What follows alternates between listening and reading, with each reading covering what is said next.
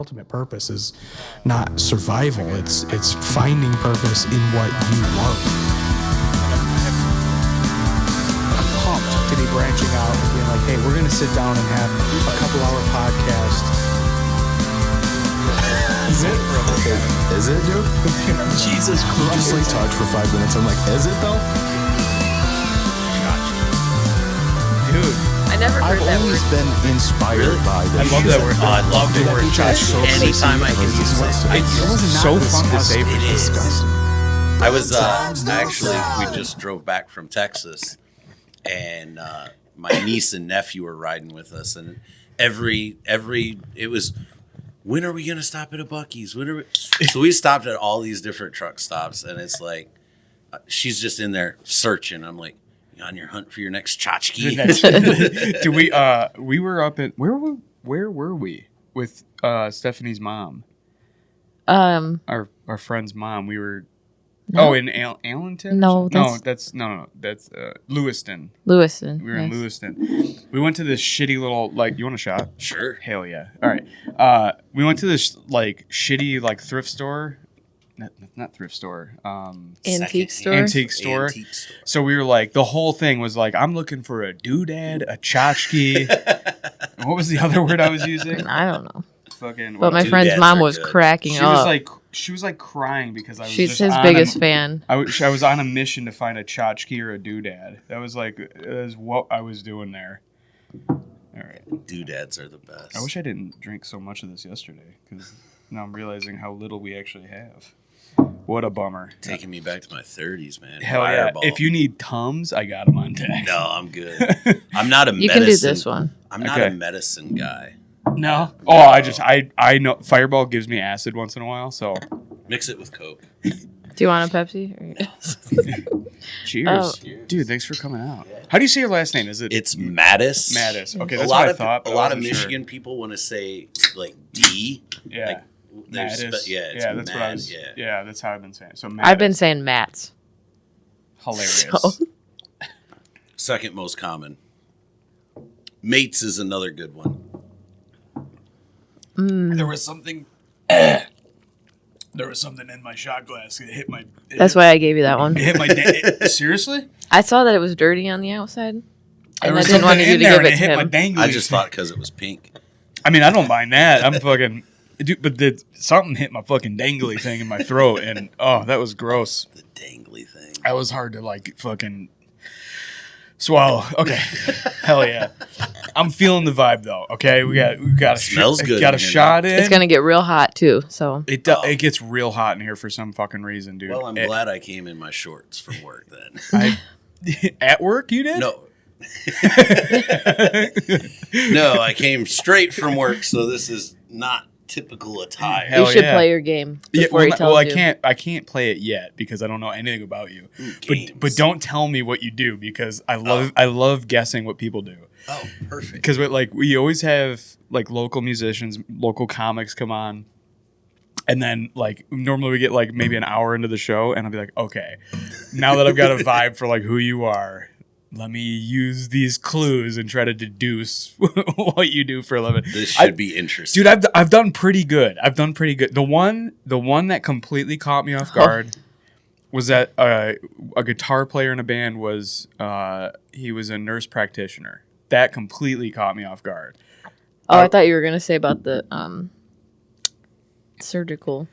Oh, the surgical tool repair, that also caught me off guard. Yeah. It's rapper. That's an interesting trade. Yeah. He was, and that was what was fucking me up because I kind of do it 20 questions. So I was like, what do you do?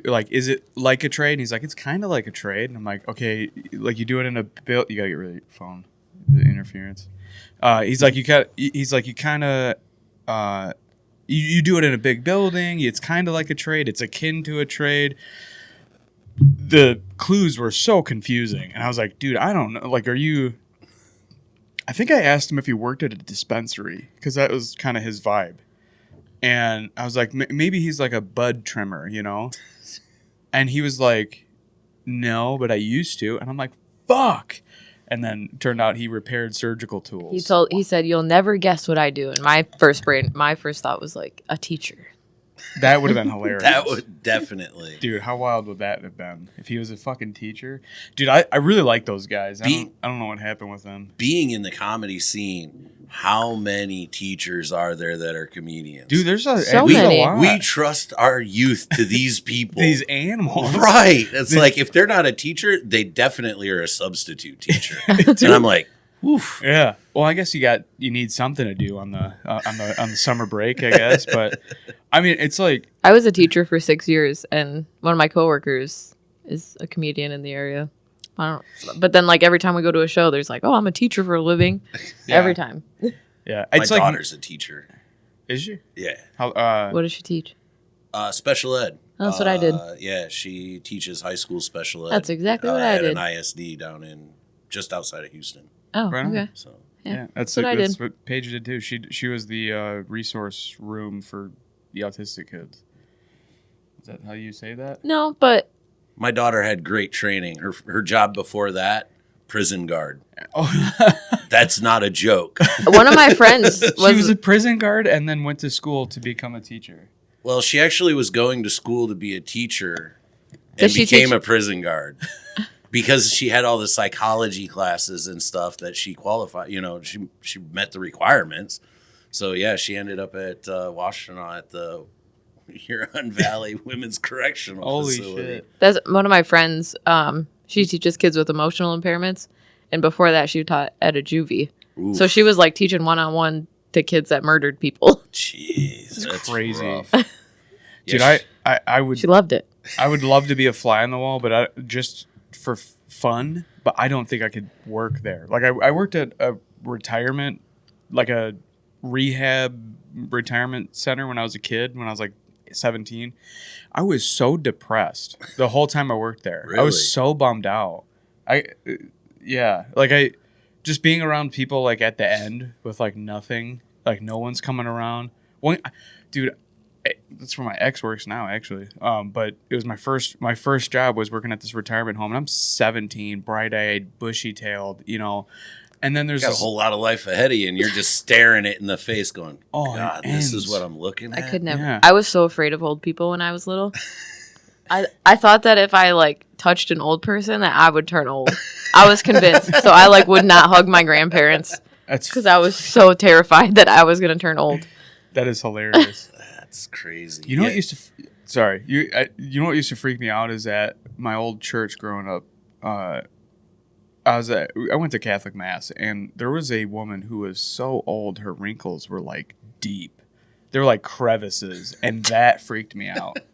I didn't get bothered by old people because you go to mass, it's like everyone there is old unless yeah. you're there for like the youth nights or like day mass or whatever. But I mean, I grew up going to church, but I was terrified. Fellow Catholic boy myself. I Yeah. grew up Catholic. yeah. Always go to church with my grandparents. So yeah, it was I always feel like the old hat's people. a giveaway. You didn't even need to tell me. You're Irish Catholic. Like No. fucking, it's a required hat. The hat was actually a transformation at 40.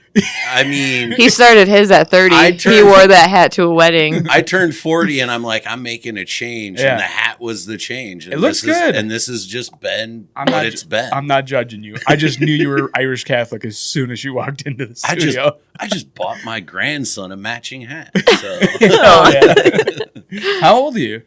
44. 44, right? And you got a grandson, and I've got 2 grandkids. got 2 grandkids at 44, dude. So Mistakes pay off. I have made the joke that if my son has a kid the same age that I did, we'll be grandparents in 5 years. And she's like, absolutely not. He better fucking not. And I'm like, she's like, I was like, I'll support him and his baby. I don't care at all. You know how blessed we would be to have 50 years with our grandkids? Dude, Are you it's- kidding me? That's My grandson's going to be 3 next week. it's awesome. And it's like I was just down there for 10 days. I was down there for 3 weeks in January when my granddaughter was born. yeah. Like, it's the best. Oh, dude. Absolute best. Well, she also wants to have. Yeah, I want Kid, because more he kids. has 3 kids, but I haven't had any that are mine. So Yeah. I was in a relationship like that. I had 2, and then I was with someone that didn't. And I'm like, I got a hard set. Like, if I don't have more kids by the time I'm 40, Done. that's it. Yeah. Like, Yeah. factory shutting down. Right. And you were a grandpa at 41. At 41, yeah. Man, that's so cool. It's My the cousin's best. a grandma, and she's 32. 32. Yeah. She married a guy that's slightly 14. slightly older than her. 14 years older than her. I was trying to be nice. My mom married 8 years younger. My dad, when they got divorced, married 8 years older. So they both went the opposite ends of the spectrum. Wait, hold on. I got to That's Your a lot dad- of your that's dad a lot is- of math. Your dad is 8 years younger than your mom. No. They're the same age. But when Oh. they got divorced, They went opposite. They went opposite. So their new partners are 8 16 years apart. total. Yeah, Hilarious. yeah. Dude, my They were like, stepmom- we got to get. my completely stepmom's in different. her 70s, and my stepdad he's 12 years older than me, so 56. That's fucking hilarious. Good for your mom, dude, getting that young dick. dude. That's my cousin. He has her husband has a daughter who's closer to her age than he is to her age.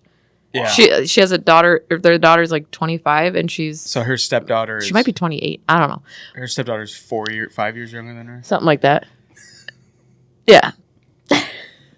I mean, When they first started dating, I think she was like 18, and I want to say I had just turned like 21. yeah. So she was like pretty close to my age. Yeah. It's crazy ages in relationships, man. Like, Yeah. they all over the board. You know, it's like, what can you relate to? Well, sometimes you just relate. Yeah. You know, you make it make sense. Sometimes you can't. Yeah.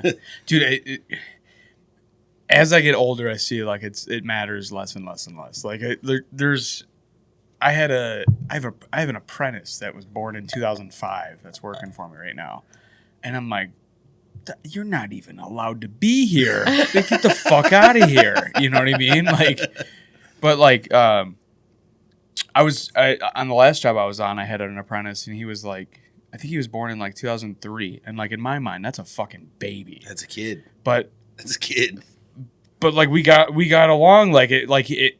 If he didn't tell me how old he was, I would have been like, oh, you're probably like 28, 25, something like that. No, he's a fucking little boy, little baby bitch ass boy. That's Just that's how my operations manager is. I think she's only 21, but she scares the shit out of me. Like, I don't want to mess with her. She scares you.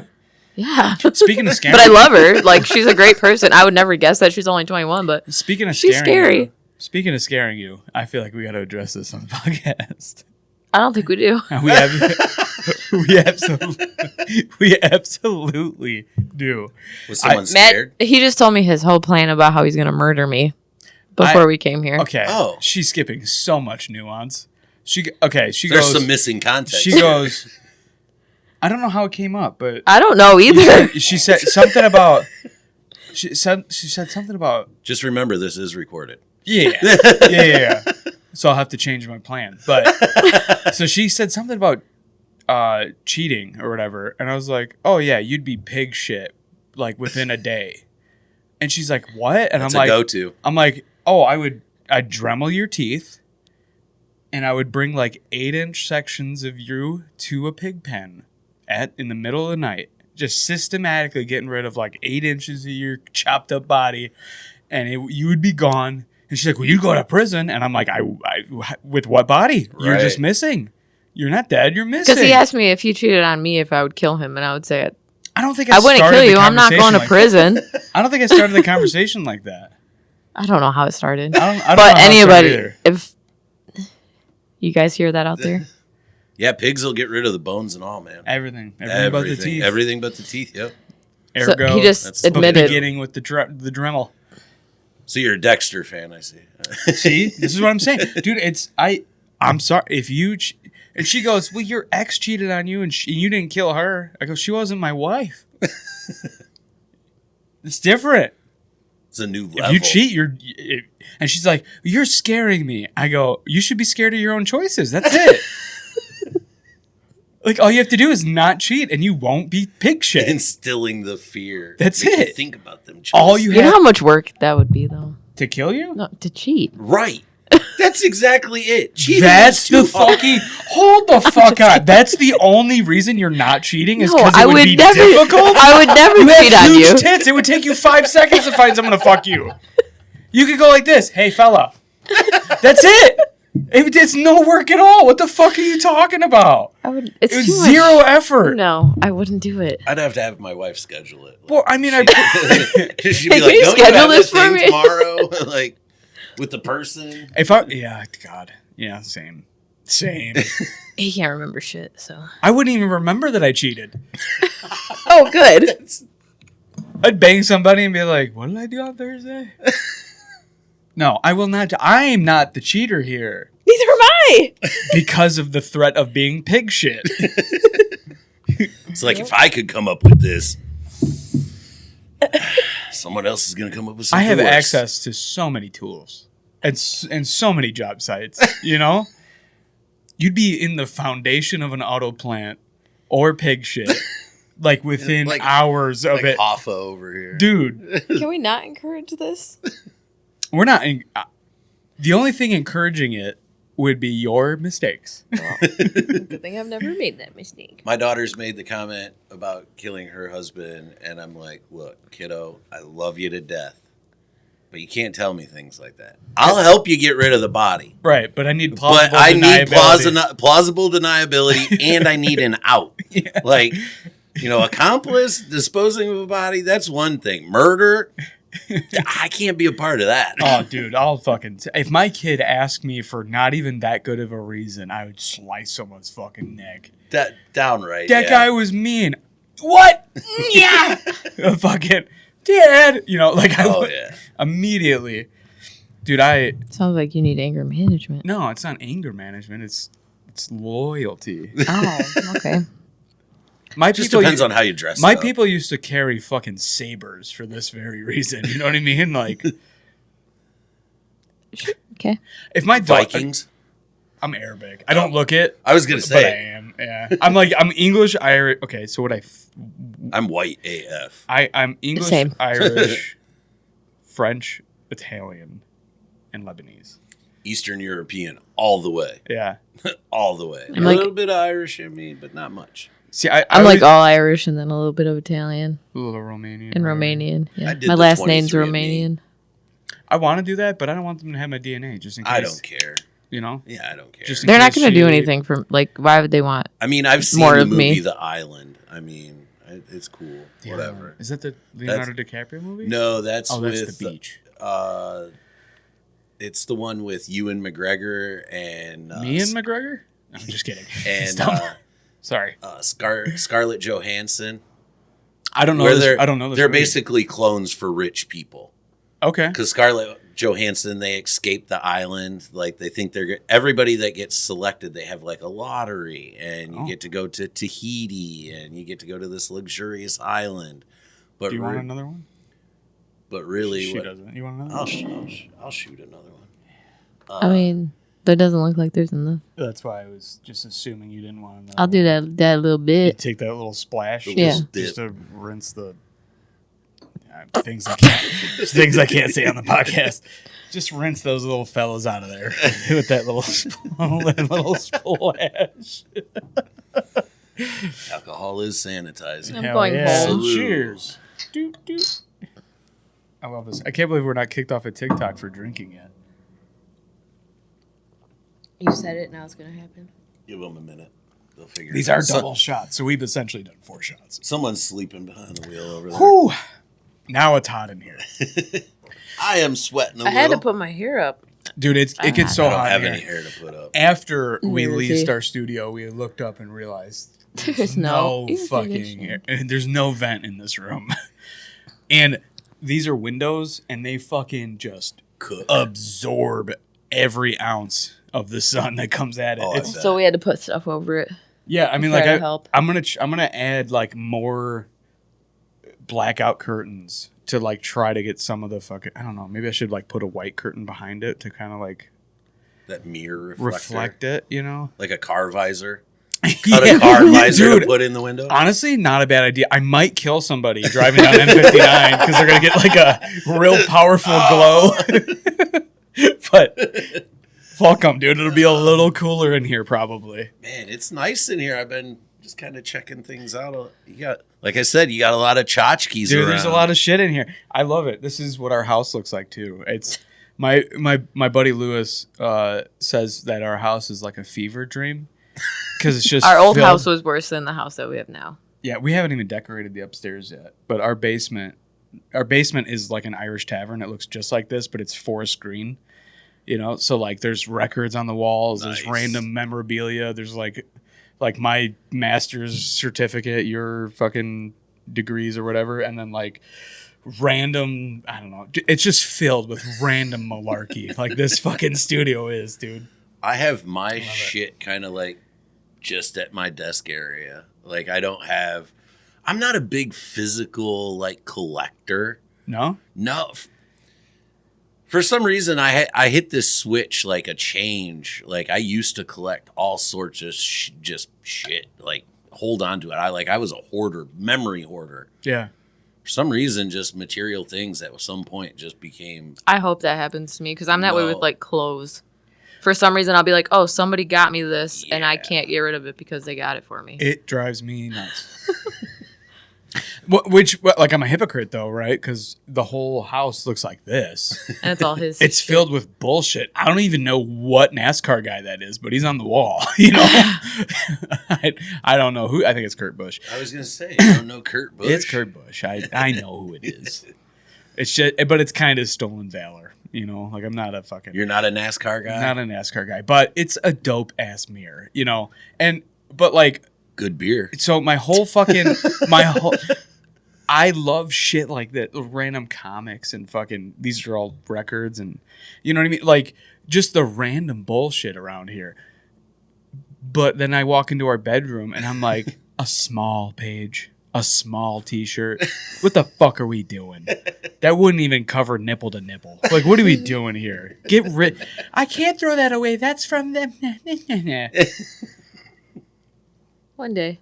I lost like 100 Put pounds. it in a tote. And store it. Yeah, Well, I then I'll have a burn drawer- The fucking tote. I because have a 40 drawer. totes in my shed. I'll have a drawer that's like shirts that I'm not ready to get rid of yet, Yeah, but they're still there. it drives me. And you know what's funny is at my birthday party, one of my friends who I've known since middle school, we were talking about our middle school choir concert, which was like we did the Beatles, and we all had to make T-shirts for it, and I was like, I have that T-shirt, and I knew right where it was, and I pulled it out. So stupid. I pulled it out, and she was amazed. I think the oldest T-shirt I may have is an Iron Man T-shirt that I bought when I first got divorced from my ex-wife, and that's like 11 years old. That's the oldest piece Yeah, of that's clothing that's I have. reasonable. I think the oldest piece of clothing that I have is one that my mom gave me from when she saw The Who. It was a concert shirt. Yeah, I don't know what year it was. I'd have to look at it. being a welder, I go through clothes like they're disposable, napkins. So I'll buy a new cool shirt and then I'll wear it to work once and I'm like, oh, that's a work Toast. shirt now. Yep. And then I wear that work shirt until I can like see my belly glowing through the shirt and I'm like, okay, now it's time to throw it away. Plus all those spark holes and everything. That's Oh, what yeah, I'm saying. all Yeah, over they just all of kinda his clothes. Yeah. My stepdad works for CSX Railroad, and he's a carman. Basically runs the shop now. He's like 3 years away from retiring, but Right on. yeah, he would always come home just holes all over. Oh, He goes, yeah. oh yeah, we were welding in the shop today. Dude, that was one of the first jobs that I got offered that I was like, holy shit, this might be a big deal if I get hired at the railroad. Yeah. I was working at I'll tell you the only reason I didn't take it. I was working as a park ranger for Independence Township, which is hilarious to say because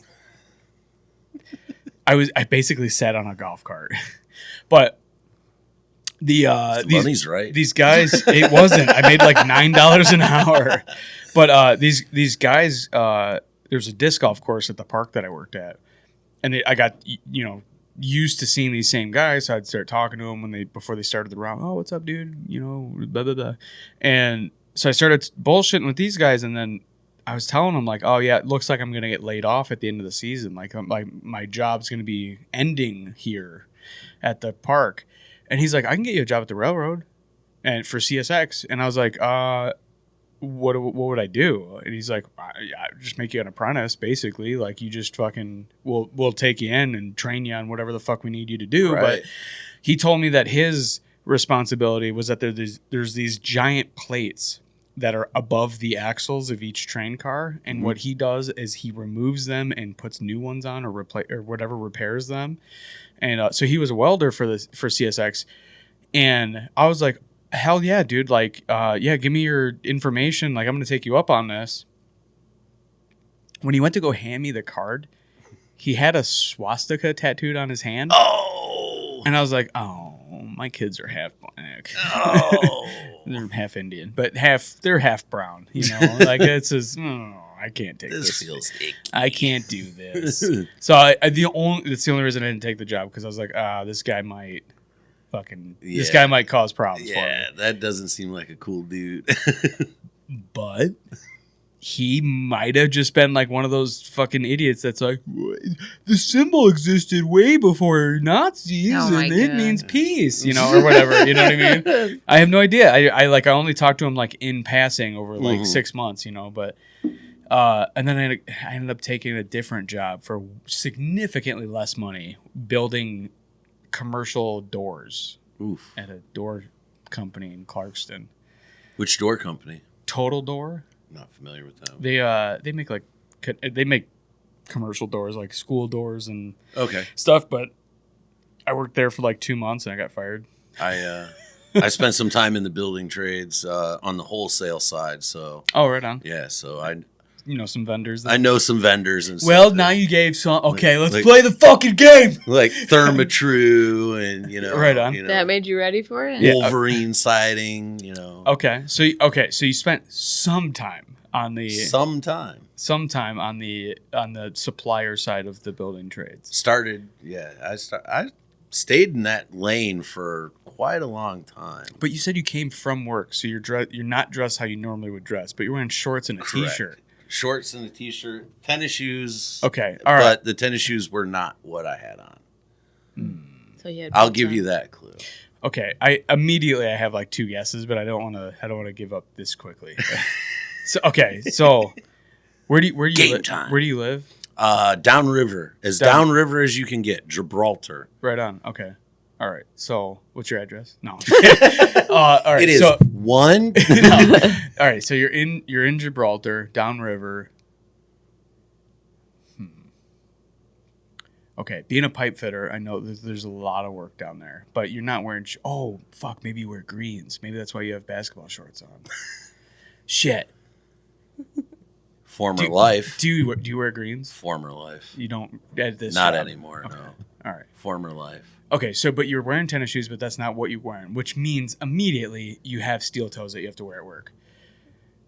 Have to, or I just choose to. One of the two. You're right. You motherfucker. Okay. But you live downriver. Do you work at the refinery? No. Fuck. I did apply for Marathon. I did apply. I went and took the 7 or 8 hour test. Oh, why? I don't know. It's a good place to die. Yeah, I don't know. I just want to live on the edge every day. Yeah. I applied to work there, and I applied at one time to work on Zug Island doing coke raking in the fucking furnace. He worked there at one point. I worked both of those places. No it thanks. Sucks. Both of those places I'm kind of suck. glad I never got it. Dude, I worked at the coke battery, and you go, when you're walking around, it's like you have to have a respirator hanging on your neck at all times.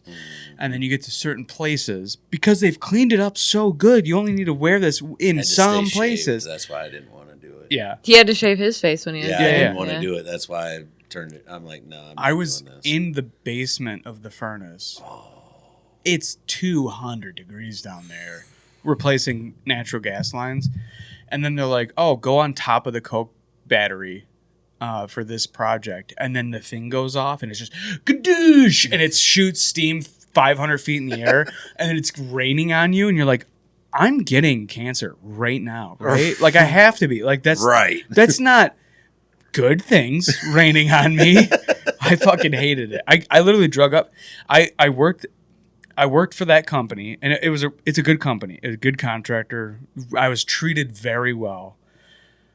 when I was at the bridge for them, the Gordie Howe Bridge. And then they kind of ran out of work and like, hey, you're going to go to the island next week. And I was like, oh, fuck, all right. Great. So they get me, they spend all the money to get me fit tested and all that shit for the respirators. And I end up going to the island and I can't handle it. There's so much iron ore floating around there. You turn on your headlight, it's just like, just like sparkles. I'm like, and I have asthma, so I was like, I can't handle this. Like, I literally can't work here. I was wearing either an N95 or the respirator the whole day, and I was like, this is fucking brutal.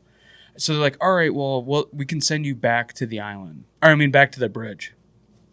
So I go back to the bridge, and they're like, we're basically doing, like, punch list shit. Like, you're putting on tags on valves. And there's, like, 1,500 valves at the bridge. I was like, nope.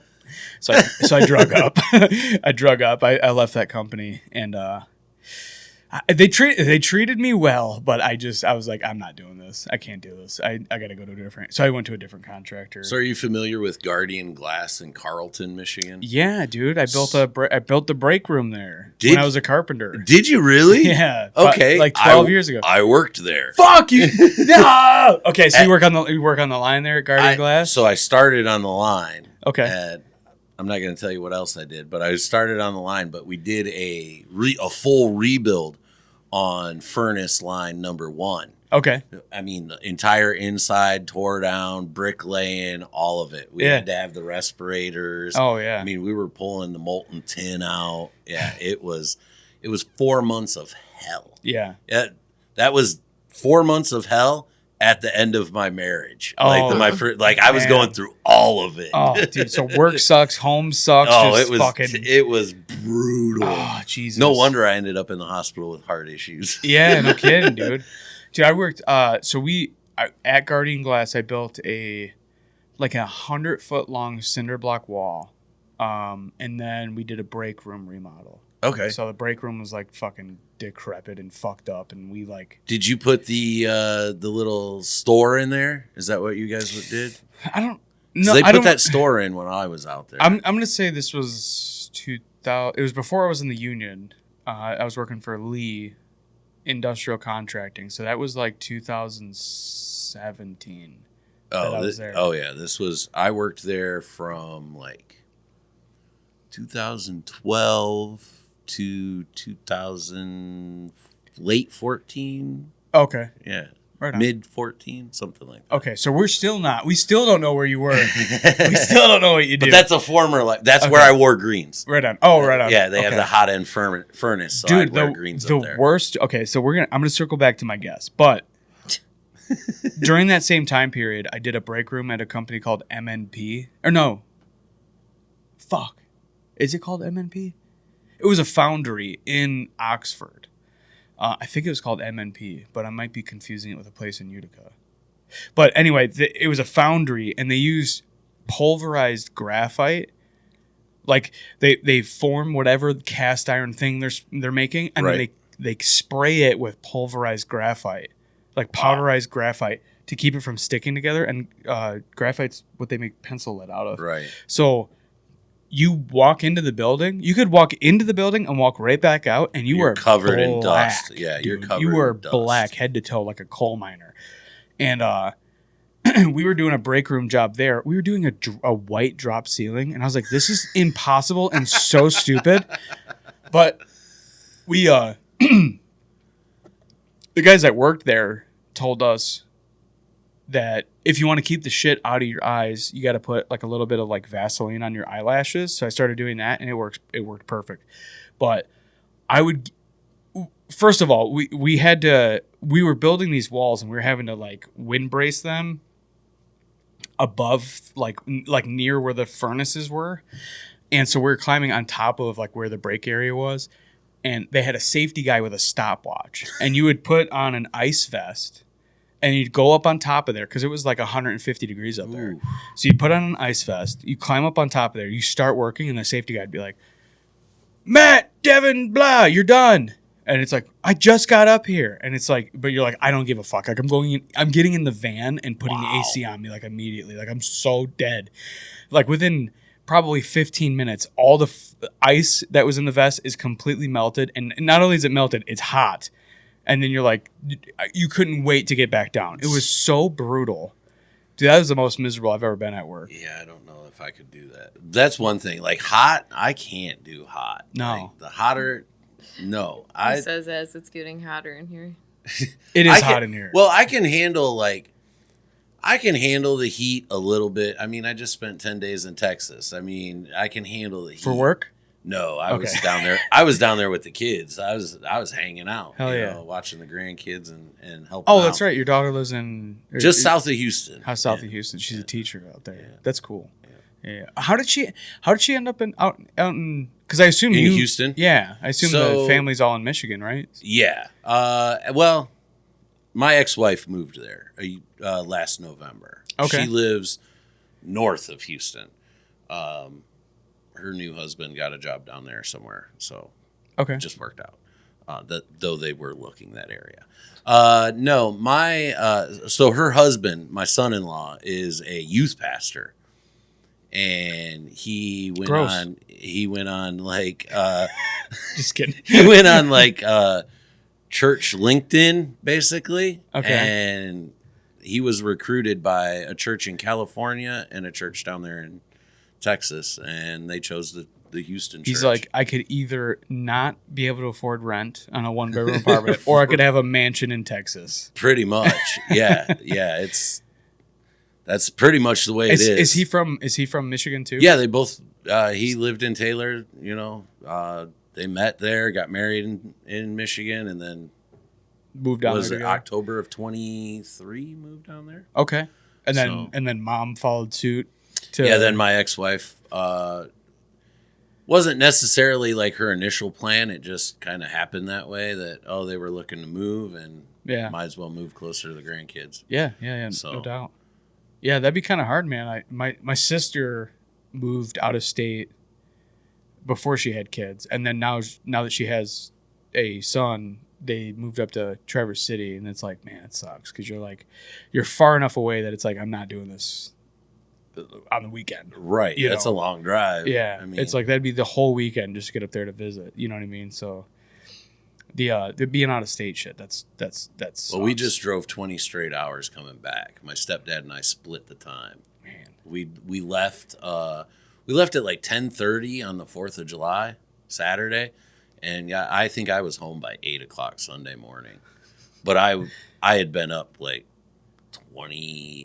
29 hours at that point. Like by the time I finally crashed out in the chair. Dude. Yeah. Not my ideal travel, but like flying to Texas, 3 hours in a plane, that's no problem. Yeah. Yeah, dude, 3 hours in a plane, you watch a Netflix documentary you downloaded and whatever. What movie did I watch? I watched a movie. What movie? I can't even remember what movie I watched. During the drive? The flight. Oh, you flew down there and then drove back? I flew down. So my stepdad runs, he's part of the Moose organization. Okay. He runs the South Lion Moose Lodge. He had meetings in Oklahoma City for the moose. So him, my mom, and my cousins, or niece and nephew, drove to Oklahoma City, and then they drove down to Houston for the birthday party. Yeah. And then we all drove back. My first thought is, what are you guys having meetings about? Like whether to make Bud Lights $1.75 or $2? Like what the fuck do you guys talk about? I don't know what they talk about. I'm only a member of the Moose. I don't get into the whole politics, but like there's different rankings, and like after you've been there so long, like he's like the treasurer type. Like he keeps the trains running on time there. He does all the money stuff. Like he's not the president and he's not the vice president, but he's the next guy. Yeah. And he's been the one who's like kind of kept it running. They're structured like very similar to union labor. Like the president and the vice president are kind of figureheads, and then the business manager, the treasurer, those guys, the secretary, treasurer, those are the guys that are like actually doing the work. Pretty much, yeah. The other guys are just shaking hands. Hey, thanks for coming. Right. Don't forget to pay your dues. Right. We're gonna have a wild game dinner in October. I hope to see you there. I want to join a moose. I feel like that would be fun. Now that you're 30, you decided that you're 75 years old. I wanted to join the Legion. We can get you in. I know people. Dude, We actually put on comedy shows out there.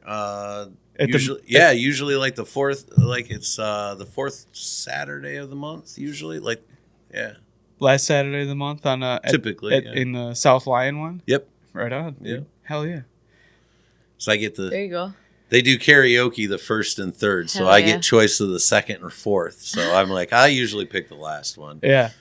That's hilarious. That'd be fun. Okay, all right. So I gotta put my guess in Back so I to don't the forget job. to do it. So I don't forget to do this. Okay, so you're downriver. I assume that you work near home. Yeah. You are wearing shorts and a t-shirt, but you have tennis shoes on, but you said you don't wear those at work because you choose to wear boots, although you don't have to necessarily. You used to work at Guardian Glass. You were a purchaser or in the supply chain of the trades. I was in sales. In sales for the trades. Okay. All right. So with the rasp that you put on that, I'm going to assume you're still in sales. No. Fuck. Okay. All right. That well, clue yeah, I'll yeah. give you. No, I'm not in sales. Okay. All right. Okay. I was going to say it's virtual sales then because you're not. I mean, I You're not wearing like do comedy, so talking shit is just natural. So Yeah. sales, talking shit, it kind of lines up. Yeah. Same. All right. Can I ask what city he works in without that giving it away? I think so. I think that's fine. Do you work in Trenton? No. Okay. All right. So boats is off the Boats is off the table. Off the table. All right. You're stumping him. God damn, you don't wear greens anymore. Dude, this is hard. You don't wear greens. So like, okay, so main plant and the 80-inch mill is off the table. All of the boating industry at Trenton's off the table. Guardian Glass is off the table. The refinery's off the table. But I assume it's akin to blue collar work. Are you in a trade? Again, I don't know if it's questionable. yeah, I mean, some would say yes. I would probably say yes. Okay. I'd probably say modern day pirates. Actually, that was a joke I was trying to work on. Modern day pirates. But nothing to do with ships. Modern day pirates. So you're You're like, an Uber driver. No. Just kidding. So you're okay, modern day. So it's akin to a trade, but you're a modern day pirate. Dude, what? Okay. Are you in IT? No. Okay. Good God, no. Okay. All right. Well, I was trying to think of like He all right, talks too much to be an IT guy. modern day pirate. I'm like, okay, you're like kind of ripping off people with technology. Like, is that what you mean? Fuck. All right. That's my guess. So I'm throwing in the towel. No, it's some sort of. I guessed. I officially guessed. I gotta throw Oh, in the that towel. was your official guess? You got an official guess? No. She's like, I don't even know what river are you down? Yeah. I'm literally right where the Detroit River and Lake Erie meet. Like, But you don't work in main plant. no. You work in E-Course? Oh, but there's no boats. Is it E-Course? Mm-mm. What, are you in Gibraltar still? No, I'm in Brownstown where I work. Oh, you're in Brownstown. So you're not at. Are you at fucking the pharmacy place down there? The Pharmacy? no, place? okay, you're not at. Clearly you're not. I'm like, what? I'm like, there's down a pharmacy. Oh, you said you're in. Those are called dispensaries. No. bro. In Riverview, there's a fucking there's a pill manufacturer. Is there really? Yeah, I did not know this. yeah. Fuck. All right, No. so you're not okay. I'm throwing in the towel. I'm a high-low driver. I'm a proud member of the NFL National Forklift League. Hell yeah. Nope. Yep. I work at an automotive cross dock. Basically, Okay. I work in the shipping and receiving. I'm on the receiving end. Basically, I unload containers all day, put parts away. Hell yeah. That's all I do. Just headphone in, Beautiful. unload the truck, Yeah. put the parts away. Yeah. Put them in. That's it. Hell yeah. It's low stress. I don't have the bosses coming out. Like, I don't have to wear steel toe boots. Like, they are very laxed on, You just do it for yourself. Like, yeah. Well, I mean, it's my steel toe boots. I paid enough money for them. I'm aware of them. Yeah. Plus, I mean, sometimes you gotta, you get in those containers. There's boards nailed down, holding shit in place. So you gotta kick it to get the crowbar under there to pry them up. Sure. Yeah. So there's use for them. Yeah, worth having them on. Yeah, especially like, something shifts and shit starts collapsing, you know. Yeah. For sure. It's worth being safe. Okay, damn it, dude. That's like 4 in a row that I've gotten completely wrong. What did you guess for Troy? He kind He gave of it told us. Oh, he but gave I it don't even away. remember what he does now. I don't remember either because that was the first time we tried to record. Mostly he stacks boxes. He's like a team lead. That's right. He was telling us that like he a trained. team- Like he now trains he Oh, like yeah, trains he's like- He people. trains Yeah. people, yeah. Yeah, he gave that away. Yeah, did he tell you like what happened? We were trying. I saw you guys posted that you. So that's very on par for like the Very Good podcast. Not to drop the plug. Oh, drop the plug, Drop dude. it. The Very Good podcast out every Monday. Troy, Francisco B, and I, we get together and do this. Yeah, we've lost a few episodes. We've like. We're talking, all this, and then all of a sudden the computer screen just goes black, and we look at each other like, what What the fuck? What just happened? He's like, I thought I hit record. I was out of town, and those boys recorded a Gaming Bonanza podcast episode. Since I was out of town, they're like, let's do something different. Yeah. I'm like, okay. First half, no microphone. Oh, hilarious. I'm like, that is so on script for us. Yeah. Yeah, we were recording, and it was like I was hearing whistling in the headphones, and I was like, one of their noses is whistling. What is going on? And then Matt goes, is it storming out? Because there's whistling happening through the window. And I'm like, I thought it was your nose. Yeah, so I peeled some of the soundproofing apart, and it's just black outside, but it's like 5 p.m. and I'm like, oh, it's really storming out there. And then we're just sitting here talking, and then all of a sudden, everything shuts off. Well, that was after Oh, the camera shut off first, and we're like, oh, it's overheated. Like, fuck, all right. So like she unplugged the charger and then restarted. I'm like, what the fuck, And then, whatever, 5-10 minutes later, and just black in here except for the camera lights because the cameras are battery backup. So the cameras were still on. We're like, what That's the when fuck? That's when all the shit hit the fan with the storms, right? Yeah. We're like, all right, dude. And he's like, fuck, man, it's like an hour and a half, drive, or around an hour and a half round trip. I was like, I mean, I could put out the just the video episode, but the audio is gonna be fucking terrible. You hate when that happens. It's like that sinking feeling in your stomach. Yeah. But it felt bad because he drove So far. Yeah, but but he came back out and we had a good episode. But we trauma bonded The first episode. the first episode. Like he just let it all loose. Like lost his brother to suicide, had addiction problems. His brother had addiction problems. Lost 3 grandparents in 2 months. Like told us this all of these things. And then when we recorded yesterday, he was like, yeah. So when I told you the first time, and I'm like, all right, let's pretend that didn't happen. Yeah. But it's hard to make it like a natural conversation if Right. you're trying to Yeah. Troy and I've had the same conversation.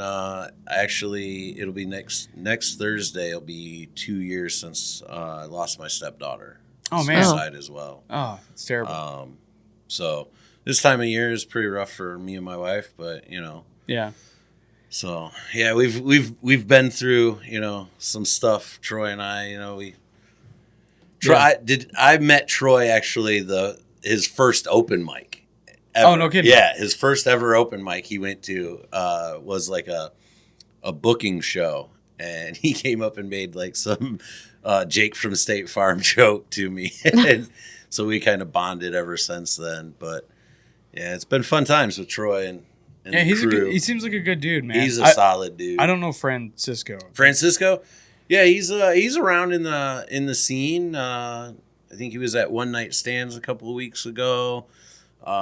He's younger than me. He's 30, 2 kids. So he's got the home life going on. Right on. A little harder to get out, Yeah. I mean, How much are you getting out? I mean, Dude, when I first started, I was like trying to hit like 5 a week, and now it's like I'm kind of just doing. Sometimes he does one night stands. Yeah, I'm kind of just doing like showcases now. Where I'm like, if I'm booked, I'll do it. Yeah. We were talking about that yesterday. It's like I want to do mics still, but I don't. I'm so busy with like between the kids and the podcast and work. I'm like am I gonna drive 45 miles to do 5 minutes at a shitty bar where no one cares that I'm doing it? Like I don't. Also, am I losing out on something by not doing it? I don't know. I don't know how I feel about it. That's a constant battle. How long have you been doing comedy? Like 6 months. Oh, that's just 6 months? Yeah. How long have you been doing the pod? We're going into our second year, I think. Yeah. Second year? Yeah. Okay. Yeah. I actually started doing comedy because of the podcast. Because like I'd always wanted to do it, but I was always a bitch. Like I was so scared of it, Then he started talking to comedians, and they were like, "Just do it." Yeah, they're like, just go do it. Yeah. You just have to rip the Band-Aid off and just start. You do have to kind of rip the Band-Aid off. So like when I started, this August will be 3 years for me. And when I started doing it, they had the Detroit House of Comedy downtown. It's where Mic Drop is now, inside Hockey Town. Yeah.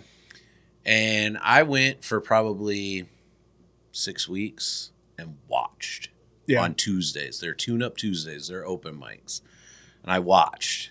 And then once I figured out how their, sign-up worked, I got on. And it was like, I went on. I did my first 3 minutes. I couldn't tell you what I said up there. Yeah. I can't remember. I feel like I blacked out. Like, I don't remember any of it.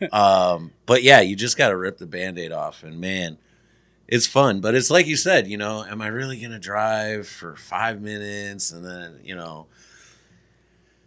is it worth it? Like I want to go do Helium in Indy. Yeah. That's in Indianapolis. That's a 6-hour car ride. Right. Yeah. For 3 minutes. Right. But say the right thing, right person's it could there. be a big thing. You host a weekend, you get a guest spot, things like that. It's like, you're always kind of hoping that this is worth it because it's going to lead to something else. And and being downriver, everything is at least 45 minutes to an hour away from me. Yeah. That's how it is for here, except for one night stands. Yeah, one night stands is really close, but yeah, that's like right around the corner for you guys. It's Yeah. right here in Waterford. Yeah, but that's just by like pure accident luck that we're right around the corner from it. But yeah, we're like basically Waterford is like a mirror of like what downriver is as far as like Detroit being the central hub for everything. Mm-hmm. It's like, oh, dude, it's fucking. Like if I go to Livonia, it's 50 minutes. If I go to Detroit, it's 45 minutes. If I go to Canton Brew Works, or if I go to, know what I mean? Like everything other than one night stands is, or Mark Ridley's is like 25 minutes. Like that would be a great one, but it's fucking impossible to get on one night stands unless you're doing Mark Ridley's. I meant to say. It's impossible to do Mark Ridley's unless you're like on a showcase, You did Mark Ridley's. I did it twice. You've done twice. Yeah, I did it twice. I've been calling since the beginning of the year and haven't got on yet. Well, I didn't do. I haven't. It wasn't open mic. It wasn't open mic. Oh, it was showcase. Yeah, it was. Oh, you did Detroit to Austin, right? I did. Yeah, I did the 101 showcase and then did the Detroit to Austin showcase. Okay. Oh, did you? You took Bill's class? I did. The Yeah. 101? Okay. Yeah. It was cool. I've thought about doing it, but like after 3 years in, it's like 101. I kind of like. I know. Do you have to take 101 to take the advanced one? I don't know. I don't know. I think their prereq for the advanced class is like all right, you either have been doing comedy for like a year and you have 7 minutes, or you've done Bill's 101. 101, yeah. Yeah. So I don't know. I wanted to do the advanced class, but we're getting married like the third week into the advanced class. Yeah. So I was like, I'm gonna have to wait. You are gonna have to wait. Yeah. Yeah. That's. I mean, Gotta get married. It's always been more about to like, old pig shit financials for me. Like, do I really have the $200 to drop for the class? Or, stuff like that. It's like, well, I mean, that's like gas money to another open mic where I'm gonna, yeah. It seemed like it was worth it for you. I enjoyed it. I mean, I'm sure at some point I'm going to break down and do it, but just to get the Bill's feedback, yeah. He'll probably hear my stuff and go, you should just stop. Well, see, I like the way that he goes about doing that class, because he'll just be like, you got jokes? Okay, get up on stage and do them. And then you start doing them, and he'll be like, stop. What the hell are you talking about? Like, why did it take 17 sentences to get to the punchline here? You have everyone confused. No one knows what the hell you're talking about. Just cut the fat. You know what I mean? And he's like, I don't want to say he's brutal, because that sounds like harsh, but he's like, no, you don't need to say all of this. Like, people know you're a guy. People know that you're probably blue collar because of what you look like. People like you can make all of these assumptions just by you being on stage. All right, now cut all of this fat. Stop talking about this and just get to the fucking point. And it is good, because it's like, oh, instead of just like some other random dipshit who's doing open mics telling you that you need to do comedy this way, it's a guy that has he's the fucking booker of Mark Ridley's, like one of the most legit, comedy clubs in Michigan, Right. Yeah. So it's like, all right, well, I can definitely stop and listen to what this guy has to say, and it's solid. I enjoyed the class for sure. Yeah. Yeah, like I said, I'm sure, I've been hinting at my mom. I'm like, hey, Christmas present, right on. Comedy classes. Yeah. Yeah. But yeah, I'm sure I'll get to that point. But like, I found that comedy style wise, I'm more of a storyteller. Like, I like the story aspect of it versus just joke. Same. Like, I want to I like listening to comedians that tell a story. Like, my favorite comedian is Mark Maron. Like, I love listening to Mark Maron because he has those funny nuggets in there. And recently someone was like, oh, your comedy is more like smart comedy. And I'm like, that's pretty crazy coming from a guy that never graduated high school. Like, smart? That's a little extreme, but thinker, we can go with that. Sure. Yeah. Yeah, I do. I'm also, I think, a storyteller style comic. Like I could write like typical like setup punchline jokes, but it's easier for me to write if I kind of write almost like an essay, like ranting about something. And it's like, all right, now I have this big umbrella of like what I want to talk about. Now let me find what's funny within that, umbrella. Mine starts shorter. Like, mine's usually like a setup punch, Oh, really? Yeah. Then I build up. Oh, I'm the exact opposite. Yeah. I have to trim a shitload off of what I write to fit the I like to write on stage though. Like, I like to just go up and talk shit and see what happens and what sticks. And it's a longer like maturity process to the joke, but like I enjoy that process. Yeah. I'm not like I write my jokes all off stage, and then like sometimes I'll riff and something will be like some bullshit that I say off the cuff is like way funnier than what I wrote, and I'm like, fuck, all right, let me write that down so I don't forget it. But but for the most part, I'm writing like I'll write like 20 minutes and then cut it down to 5 to like get straight to the point, know. But I also like whenever I write like a 5-minute set, my 5-minute set is almost the whole thing is about one main idea, and then I'll like explore ideas within it, like the when I did Mark Ridley's, the 5-minute set was like, I'm in the doghouse and she won't tell me why, so let's figure it out together. And then like that's like the main, that's like the tent pole of the premise is like, okay, I'm in the doghouse, let's figure it out. And then I go through all these different reasons, and then there's jokes within those reasons. You know what I mean? But I love writing like that because it feels like you can write like a rant, and just trim it down. Yeah. And it's way easier. It's easy for me to write like that. Like some guys write these Stephen Wright jokes where I'm like, my brain doesn't work like that. Like I can't just be like, wouldn't it be funny if I said this and then this? I'm like, there's got to be a point, Right. You know what I mean? That's I'll say something. I'm like, that's kind of funny. Yeah. And then I'll write it down or put it in my phone and circle back to it, Yeah. Yeah. I do. Like- Well, I do also have, I have a note in my phone just filled with ridiculous premises. I have just one note tab that says 2026 new shit. Yeah. And then I have a 2025 new shit. Like, and it's just stuff that I'm like, all right, let me scroll through here. What did I say that was funny that I could probably riff on tonight? You know, like shit like that. It's just something to pull from. Yeah. I had to interrupt a conversation I was having today at work to write down a premise that came out of that conversation. I was like, hey, hold on a second. He's like, seriously? And I was like, just shut the fuck up. Like, let me write this down real quick. Every once in a while, we'll be like out doing something, and he'll be down on his phone, and I'm like, "Are you seriously writing right now? Like, what is going on? That's so funny." Yeah. Well, I wrote something if only down. you knew. I wrote something down at the con. Do you remember what I wrote down at the concert? I have no idea. We were at that one was at Young the Giant. Yeah. I don't know. Me and my cousin were like over here enjoying the concert, and I look over, and he's like, Typing. I'm like, what is going on? I was like looking for my phone. We're fucking on TikTok. Still? Okay, I'll tell you. I'm gonna ruin the joke for you, but I wrote down today that we were talking about you, me and Joel. We were talking about you, and Joel said, Joel. Yeah, I was on the phone with Joel. Go ahead, dude. Yeah, no worries.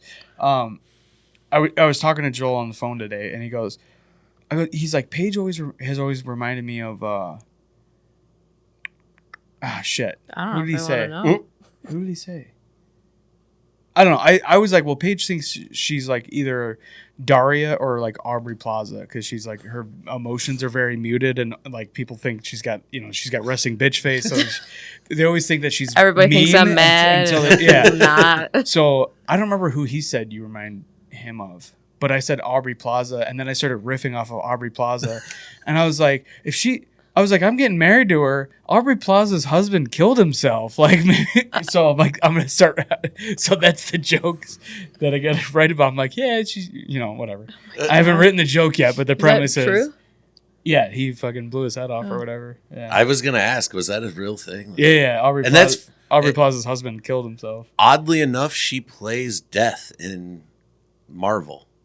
She plays Death? She plays the embodiment of Death. Oh. In the Agatha All Along series. I didn't watch that. Is that good? Oh, it was good. Yeah.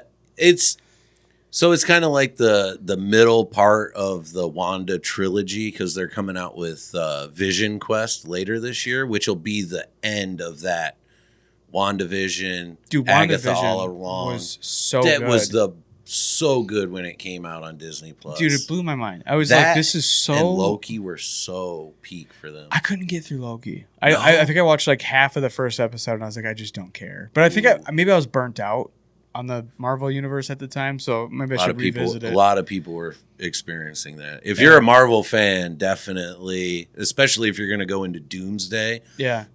Loki season 1 and season 2 are a must watch. Okay. Yeah.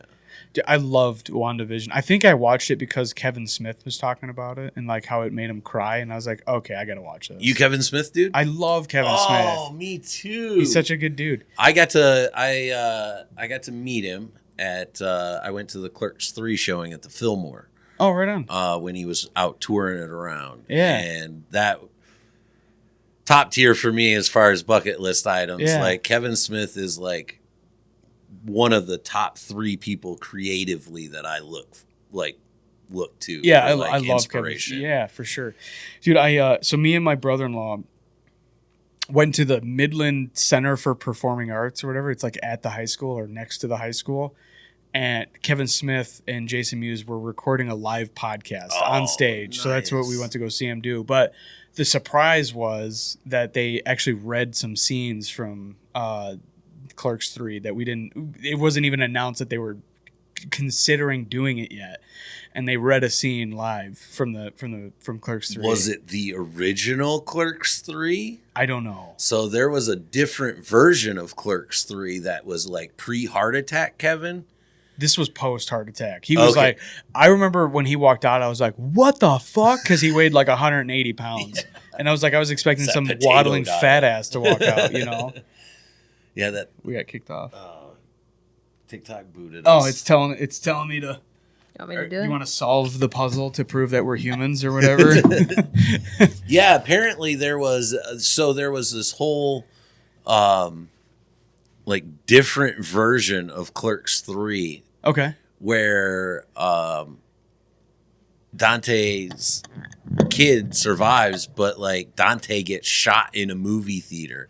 But he changed it after the Joker thing, The Batman thing. the Batman Yeah. thing. He changed it. I think he talked about it. Yeah, if that- I remember right, I think he there talked was like about this that. big movie that was supposed to come out, and then like there were encampments outside the movie theater. Like the whole parking lot turned into like this like different world. Like and Randall was one of the leaders of one of the groups or Yeah. something. Yeah, it was some crazy version. Dude,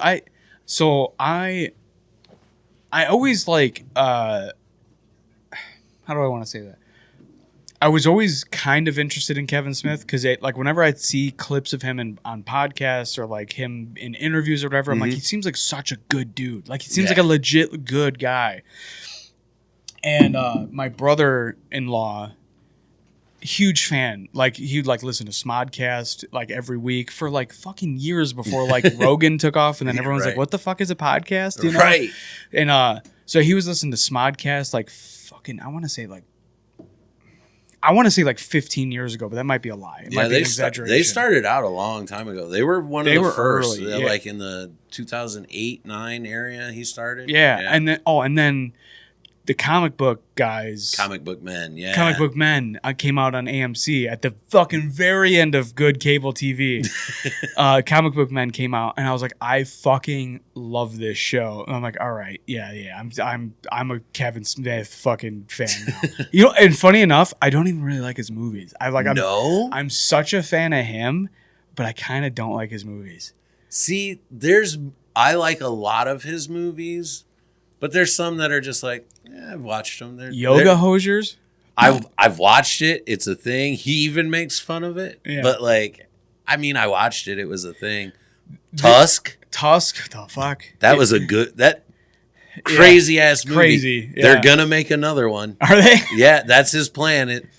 Apparently his plan is he's trying to get funding right now, I guess, for Jay and Silent Bob Store Wars, Okay. which is, Star Wars rip. But Yeah. like at the end of Clerks 3 or whatever, they have their dispensary at the old RTS Video. There's supposed to be a store that opens up across the street, and it's like they're battling. They're like riffing. She's This Googling. guy? I had to look up. Yeah. She's like, who the fuck is Kevin Smith? Yeah, I hope he gets the funding to do it because so many people love his universe that he's created with Jay and Silent Bob and Clerks. And Have you seen Red State? Red State? I really liked. That's the movie where you're like, that's a Kevin Smith flick. I loved that movie until the very end, and I was like, "This is such a sloppy cleanup of all the things that happened." I fucking hated the. I end of didn't the like movie. the ending.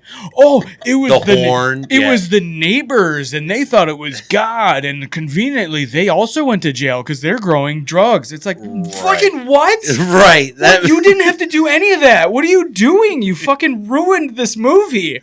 What the fuck? Yeah, there was about 15 minutes of that movie where I went, wait, what? What just happened? Yeah, I was pissed. At the end of that movie, I was pissed. I was like, this is such a sloppy fucking cleanup of this movie. But it was so good up until that. I was like, what? Did they look at the budget like on the last 2 days and go, oh fuck, we have to finish in 15 minutes. We're out of money. And then they're like, hey John, can you just say this and we'll wrap it up? Right. Like, what the fuck? We rented an office and we're just going to put 3 dudes in it and Yeah. film. Yeah, you know what's funny is what happened is that the main character fucking died. That was crazy. And then also the horn was the neighbor, and the neighbor was drugs. So what? It was such a sloppy ending. Dogma, amazing. Dogma is great. Dogma's the best. So glad he got that out of Harvey Weinstein's hands. Yeah. Now, if only he could convince Universal to fund another Mallrats movie, Oh, dude. which he just recently said on a episode of Fat Man Beyond with Mark Bernardin. He was saying that if he doesn't ever get to make them, he's at least gonna do them in comic book form. Oh, beautiful. You know, Yeah. he's on such a run right now. Like that's what he's been doing. He's been doing a bunch of Marvel and DC comics and stuff. He's like, if I can't make it as a movie, he goes, I can take I can take swings and risk in a comic book. Yeah. Like because he always wanted to make Twilight of the Mallrats, which was like a spoof on the Twilight series. But he's like, sorry, Mallrats is neither fast nor furious, so Universal could care less. Right. Dude, As Fast 11 starts production. Oh, God. So stupid. Every legit car guy fucking hates what happened to the Fast and Furious movies. I checked out after the Brazil one. What was that, 5? Yeah. I think it was earlier than that. Dude, that was so ridiculous. Where they find... Brian and fucking his wife Mia in Brazil. Yeah, they're dragging the safe through the town with two chargers. So stupid. It's so dumb. That was the last one I watched. That was so dumb. They're like in space at one point. It's like, come on, not in that one, but eventually in the series they end up in fucking space. I got Fast and Furious shit on the wall right behind you. I got his fucking Eclipse and his Evo on the wall. Dude, I loved the first 3 movies. And then it was like, oh, car culture doesn't matter. We'll make this superheroes. I think the first 2 were okay. I watched those. Like I don't remember watching Tokyo Drift. Was that 3? That was the third one. Yeah, dude, Tokyo Drift is so good. It's none of the original. I don't think I've watched any of them. It's more of a prequel, isn't it? Doesn't it like technically happen like in between the first 2 films? I don't know, dude. Because they decided that they brought in retcon. What the fuck is? God damn it! What was that guy's name? Han. Yeah. So Han was like the fucking mentor in Tokyo Drift for the kids. These are all teenager kids that have these cars that are drifting. So he's the mentor, but then he dies in the movie. So, like, yeah, his car flips and he dies. Like he's murdered by like the rival in that movie. But then how's that even happen? Right, but then they bring him back for like the rest of the series. And so they're like, oh, well, this happens after all of the other movies that came out. It's like, all right. That's such a Marvel thing to do. It's an annoying thing to do. But I tell you what, like, I'm glad that they did it because he's such a fucking good character. Because he's a weirdo. Like, he's like a former smoker. He's eating constantly. He's a sarcastic asshole. Like, he's a great character. So I'm glad that they did bring him back. But it's like... What do you mean this fucking 2014 car that he's driving happened before 2006 when Tokyo Drift came out and he died in that one? I'm like, I can't handle this. This doesn't make any sense to me. Yeah, they ruined it. They ruined that series and they just made it like superheroes for fucking 10-year-olds, So are you on superhero fatigue still, or like where are you at entertainment wise? I'm a big entertainment guy. I am too. That's why we're like the couch potato production. Yeah. Like, so anything I can do for my couch, that's what I'm into. Hell yeah. Okay, so I'll preface this by saying I'm the kind of guy that once I start a thing, I have to get all the way through it. Me too. I'm a momentum guy. Let's not stop. Oh, is there like pause. There's like a fucking... No, like a series. Like if you... you start it, let's finish it. Okay, so I'm of the mindset, like if I start a show like Breaking Bad or something, that's all I'm watching until it's over. Yep. I'm not watching anything on YouTube. I'm not watching a different movie tonight. We are watching fucking Breaking Bad or whatever. And you know what's real annoying about that is that I watch it at work. He'll start it, and then like I'm like, oh, this is a good show, and then he watches it at work, so I'm like... Then I'm like 6 episodes behind or whatever, and I can't get caught up. We just don't watch TV together.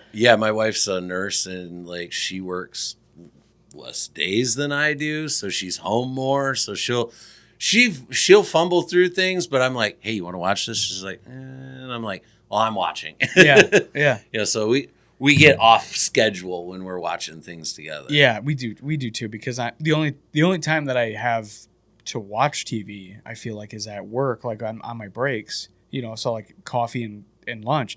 And then maybe if we're not busy, I might get like I might watch an episode at home after work if everything is going well, but like it normally isn't.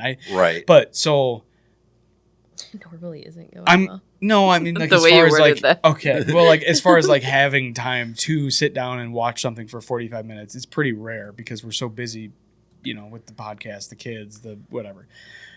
So okay, so just to answer your question, because I've been circling the airport for fucking 45 minutes. I'm watching Silicon Valley, but I just finished. I watched Better Call Saul and Pluribus. Dude, have you seen Pluribus? I don't have Apple TV. Get it. There are a lot of good shows on There's Apple like TV. 7 must-watch shows on Apple TV right now. Shrinking, Stick, amazing. Yep. Shrinking is amazing. Ted Lasso, amazing. I'm not a soccer guy. I'm not a Sudeikis guy. Yeah.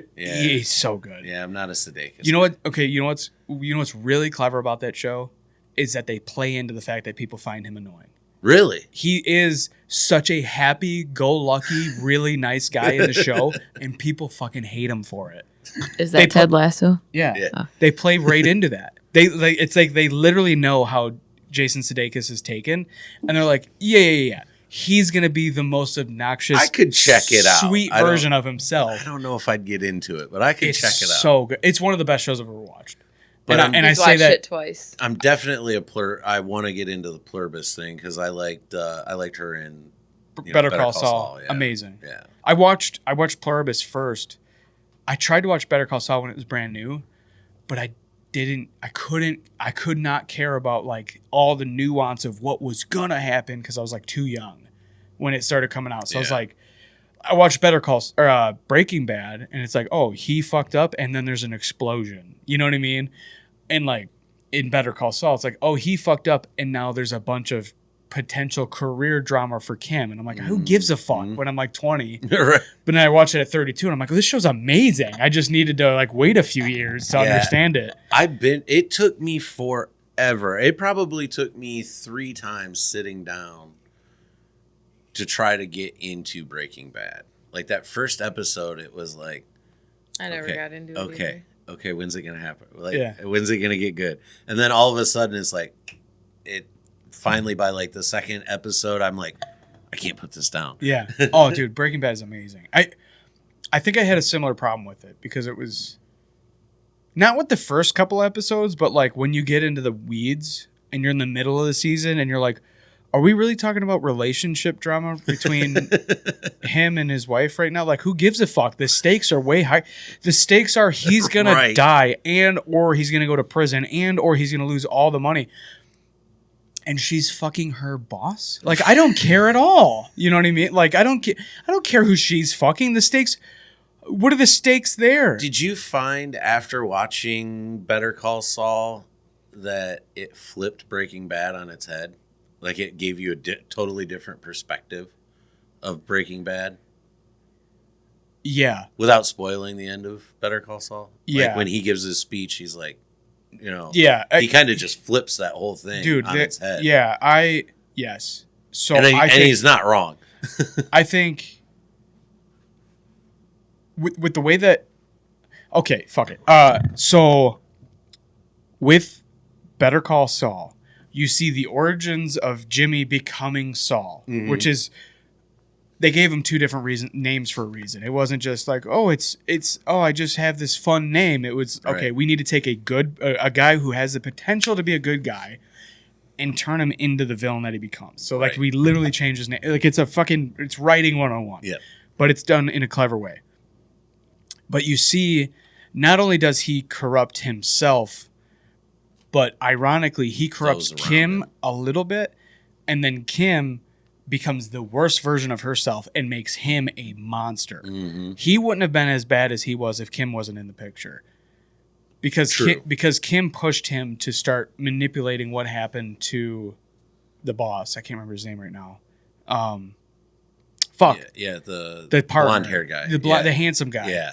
So she's like, I want to get Hamlin. Yeah. Howard Hamlin. Yep.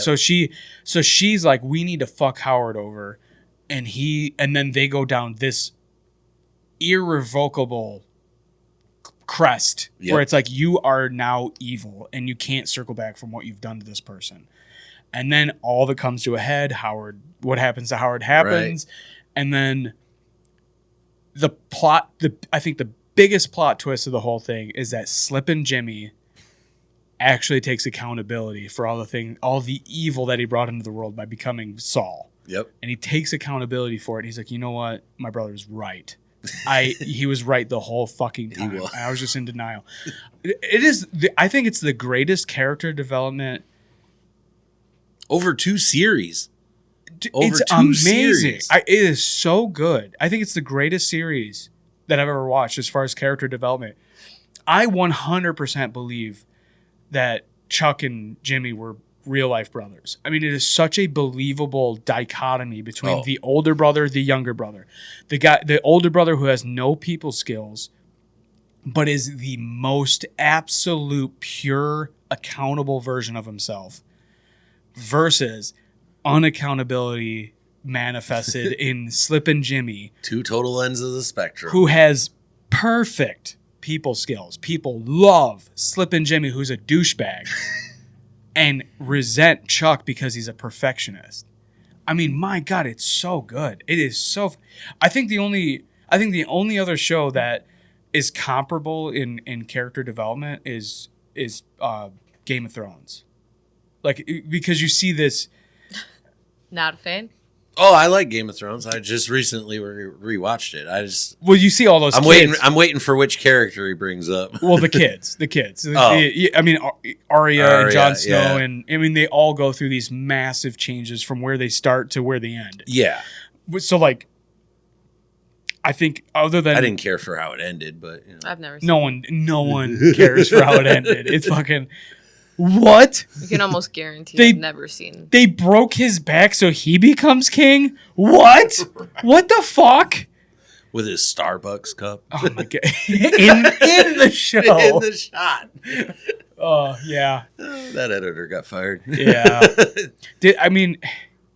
That's one of those shows where it's like, I mean, God, 99% of it was so good. It was. And then it got weird and sloppy. I was actually excited when you see, and we're flipping from Better Call Saul and Breaking Bad over to Game of Thrones now, but when you see, if you're paying attention to all the nuance of the drama of why they don't want the Targaryens in power, and all of the rumors about the Mad King and how the power goes to his head and blah, blah, blah, and then the way her brother acts and blah. If you pay attention to all those nuances, that danger of her going crazy is in the background of the entire show. Oh, yeah. So when she starts to show the crazy side, I was like, oh, fuck yes. Here it comes. I've been edging for 8 fucking years, and now she's about to fuck it up, you know? I was like, yes, here we fucking go. The payoff. This finally, she's becoming the Mad King. Like, I knew this was going to happen from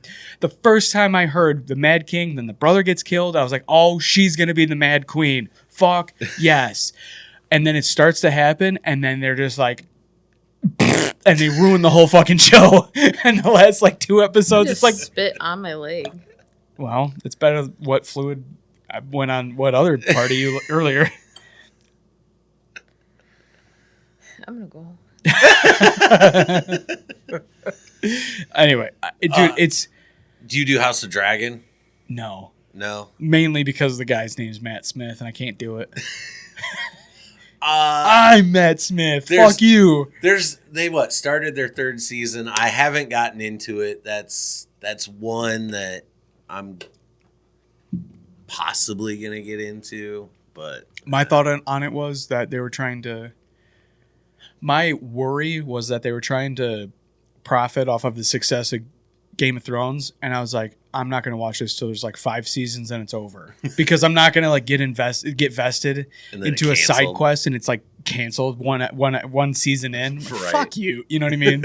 So I was like, I'm going to wait. Well, I figured 3 was a good point. I'm like, 3 seasons, that'll give me a decent story run. Yeah, you know, yeah. It's probably safe to start it now. Yeah. Summertime, I'm kind of in my little bit of a show hole right now. I've got 2 episodes of The Bear to finish. Yeah. That's kind of like the show I was watching while I was Are you on in the Texas. last season of it? Yeah. Are you going to watch the spinoff? The single episode? I It's thought just one single episode. It's about an hour long. And technically you should watch the one episode before you start season 5. Okay. In like watch See, time. I thought it was going to be a full-on spinoff with John Barenthal. No, it's just the two of them. It's their like it takes place 5 years before the events of The Bear. Okay. And then it takes place after the Fishes episode where everybody's at the table and they're having the breakdown and like one of the best episodes of this show. Yeah. It takes place like 5 months after that. Okay. So man, But That's it's the one good. with Lip in it, right? yeah. It's basically a Shameless spinoff. Look at that. Yeah. or a multiverse I started that one movie. when it like first came out, but I never finished It's it. kind of right because they're very similar characters, but they're both not. in Chicago. Yeah. Yeah. It's like if Lip had a good family. Right. Or right. at least a better one. a better Right. family. Yeah, not a good one, but a better one. I did dig Shameless. Me too. I was late to the party on that one. There was like 7 seasons out when I started watching it. But I actually just finished a rewatch on that. I powered through and did a full rewatch on I remember- 12 seasons, 11 seasons of that. I watched it because my brother asked for it like on DVD for Christmas one year or something, Mm. and I was like, maybe I should check this out, Dude, and I liked it a lot. I was in a very toxic and miserable relationship for a long time. Like for 13 years I was with my ex and we should have never dated. But so like all my buddies are raving about Shameless and I watched the first 2 or 3 seasons and I was like, I hate this because it feels like real Feels life. too real. It feels like I'm just watching episodes of my life. Like this isn't entertaining to me. This is like triggering to me, Like there was like a lot of parallels between like, like we started dating when we were so young. And like we were doing all kinds of ghetto shit trying to survive, going to like food banks and getting powdered milk and trying to like suffer through cereal with powdered milk and like like I'm like this is too fucking watering filling your milk jug with water and like just it was just too 2%? close. This is 10% milk. Yeah, or 0.5%. right. It was too close to reality for me to enjoy it. So maybe I would enjoy it now, but I fucking hated it when I was trying to watch it. I got to the scene where he was dating Joan Cusack. Oh, she runs. Yeah, she's a long. Like She's runs in there for a long time. Yeah, Oh, she is she? runs for a long Yeah. time in the Oh. series. Yeah, I was only at the point where she was. I think she was starting to try to leave the house, and when I gave up on the show. So whenever that is, I mean that's probably It's like, pretty early on. that's like the Yeah, third fairly season or early. something. We saw Four, maybe. we saw the Toy Story 5 that just came out, I did too. and I just went and took my It's so grandson. good. I Joe- took my grandson to go see it. what's her Did you name? cry? I cried. I teared up. Yeah, Joan Cusack. She's Jessie now, yeah. and She's always been voice. Jessie. the whole time, really. Yeah. I Yeah, know. she's Well, the always whole been. time now that I've like You're know who picturing- she you is, just see Sheila. I'm picturing Sheila the whole You're picturing time. Sheila giving Frank a blowjob on her knees. You're like, dude, Jesse's a slut. Bro. Jesse fucking blew Frank on her knees on this show, and now she's like, come on, bullseye. She's always been Jessie. Always. Why yeah. did her voice sound different in this one? I don't know. 'Cause She's she's getting old. old. I mean, she's like Oh. 70, and she started when she was like 45. Like that, it's like they started Toy Story in 94, First one came out in 1995. 95. Yeah.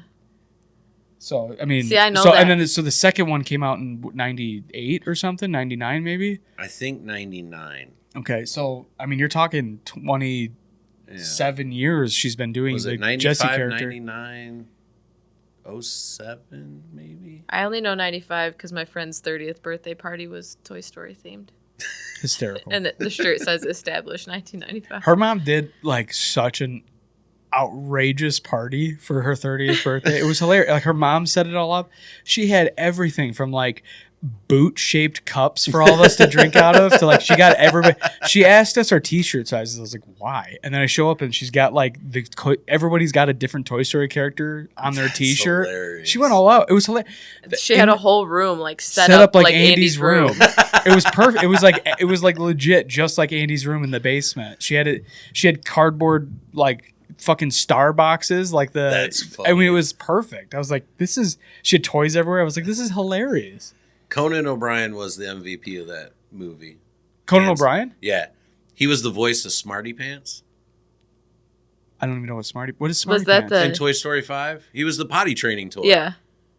That was Conan O'Brien. I didn't realize that. Yeah. Normally I'm pretty good about this. He's the true MVP of that movie. I'm the normally funniest part. Yeah. I'm normally pretty good about that. I had no idea. Yep. Dude, that was a good one. That movie hits a little too hard with the screens being the real enemies. It's not only for kids but for adults as well. Uh-huh. Yeah. You know. Yeah, It's there's times where we're guilty of it. We'll like, what was that? I don't know. On this episode of Ghost Hunters. Is someone laughing maybe? I don't know. I'm not going to look. It sounded like fucking. I'm the only girl here. It sounded like Paul over there just died. We're just gonna have to. Sure hope not. I don't remember what the fuck I was talking about. Toy Story. Toy 5? Story. Oh, the screens. Like Yeah. sometimes we'll sit down and we're like, what are we gonna do today? Like we don't have the kids. It's gonna be nice out. Okay, we could go do this. We could do that. We could do this. We could go to Menards. We could go skateboard and you hang out with me, whatever. And then like, I don't know. Do you want to go to dinner? I don't know. And then we sit down and it's like, we'll both like look to see like maybe there's something on Google Maps that we want to do and we'll try to figure it out. And then we're just like doom scrolling on Instagram and we just disappear for 2 hours and it's like, you want to go to bed? Yeah, let's go to bed. And we just don't do anything. Like we'll sit 4 feet apart, but we're in completely different worlds. And it's just a time suck. It just takes your life away. It is, yeah. I mean, my wife and I are the same way. It's like, what do you want to put on? I don't know. What do you want to put on? And then we'll just sit there and the news will play in the background for 2 hours. Yeah. And we're just like, oh.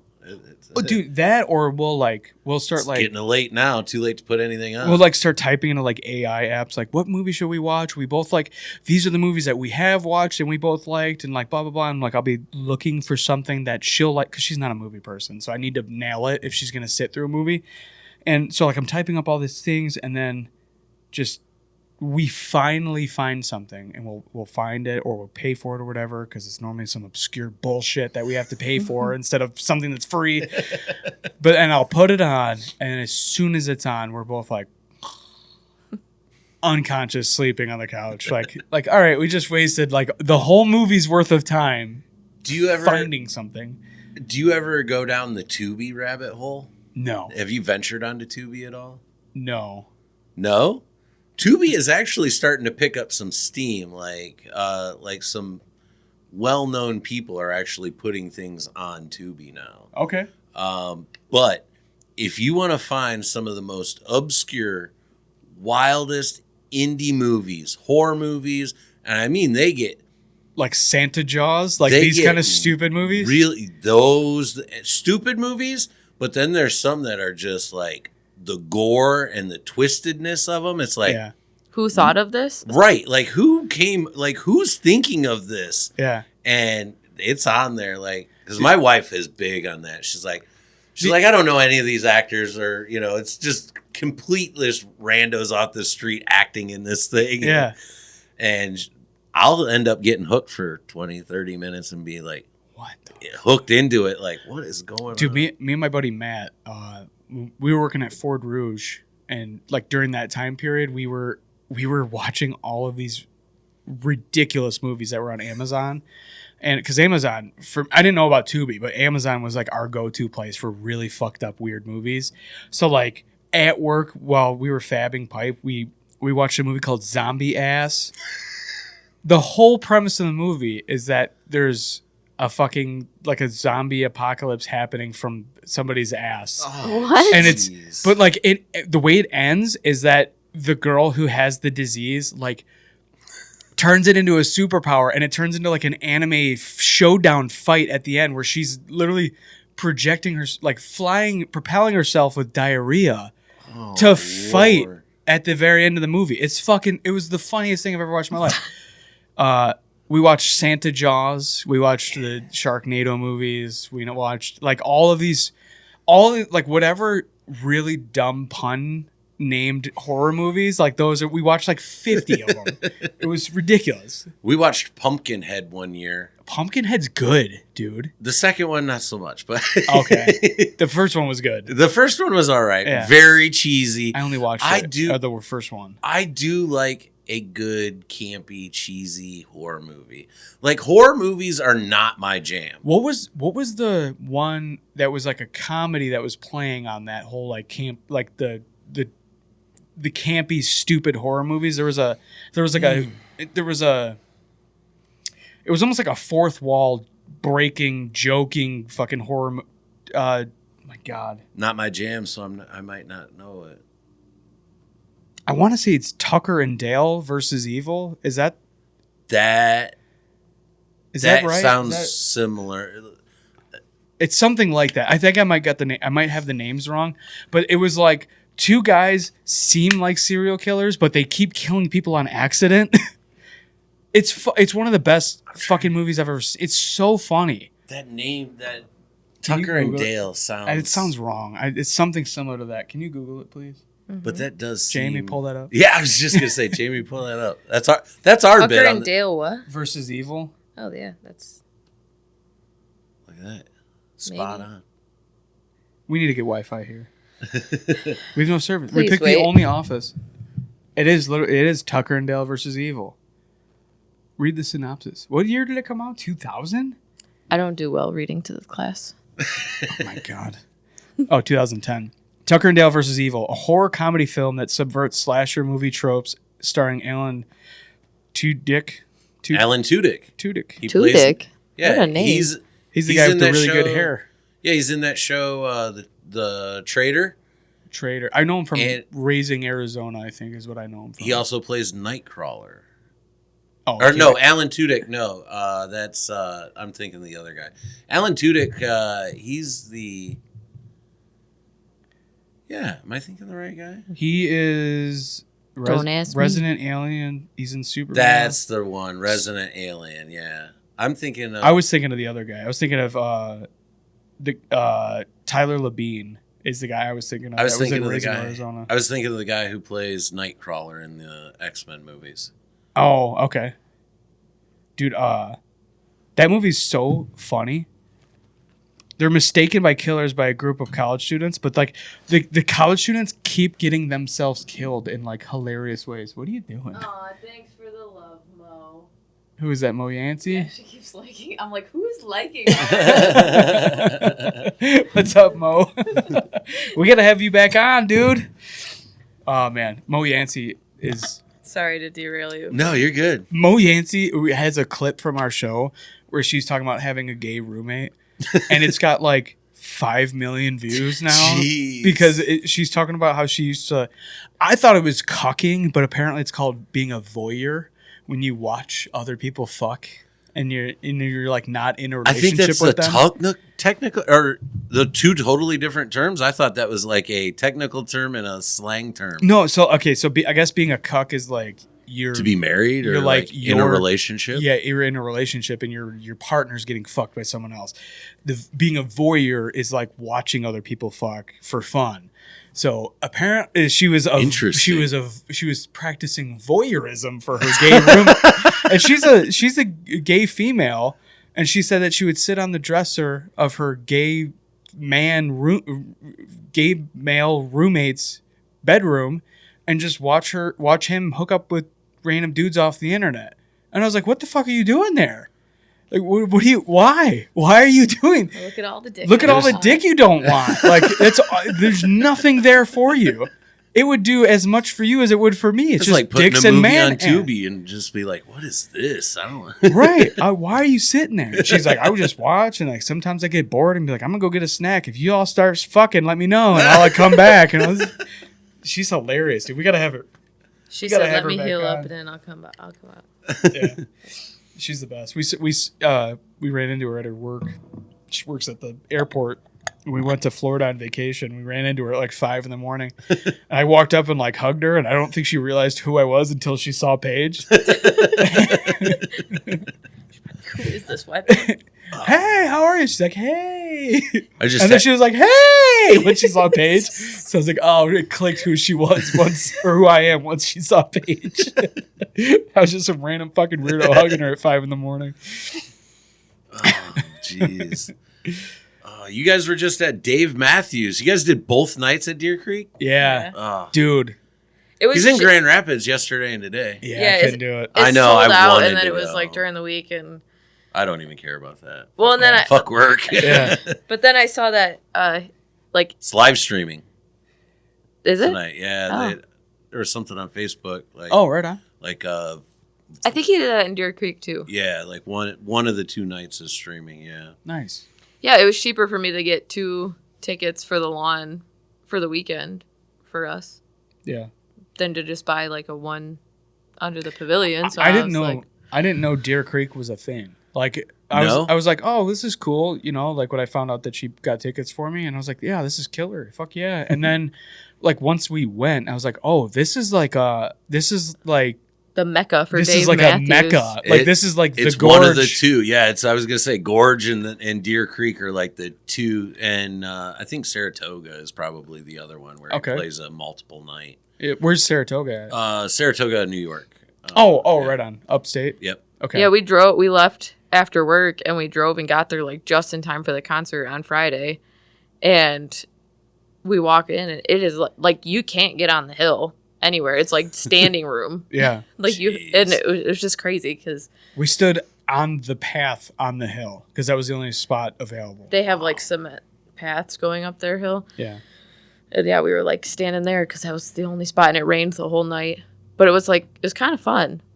The first night? Yeah. The first night it yeah. rained the whole time. It was like misting the whole time. So like by the time the concert was over, we were fucking drenched, Soaked. you know, but Yeah. it was great. And then the next day we got there early to like do the tailgate and everything. Mhm. And people have like pop-up tents out. Like we're like, they're professionals. Oh, yeah. Yeah, we were trying to like do like a mini like advertisement for the for the podcast. Like so like we stopped at Kroger and I was like, hey, what do you think about like we buy candy and we'll like rubber band our business cards to the candy and we'll like hand it out.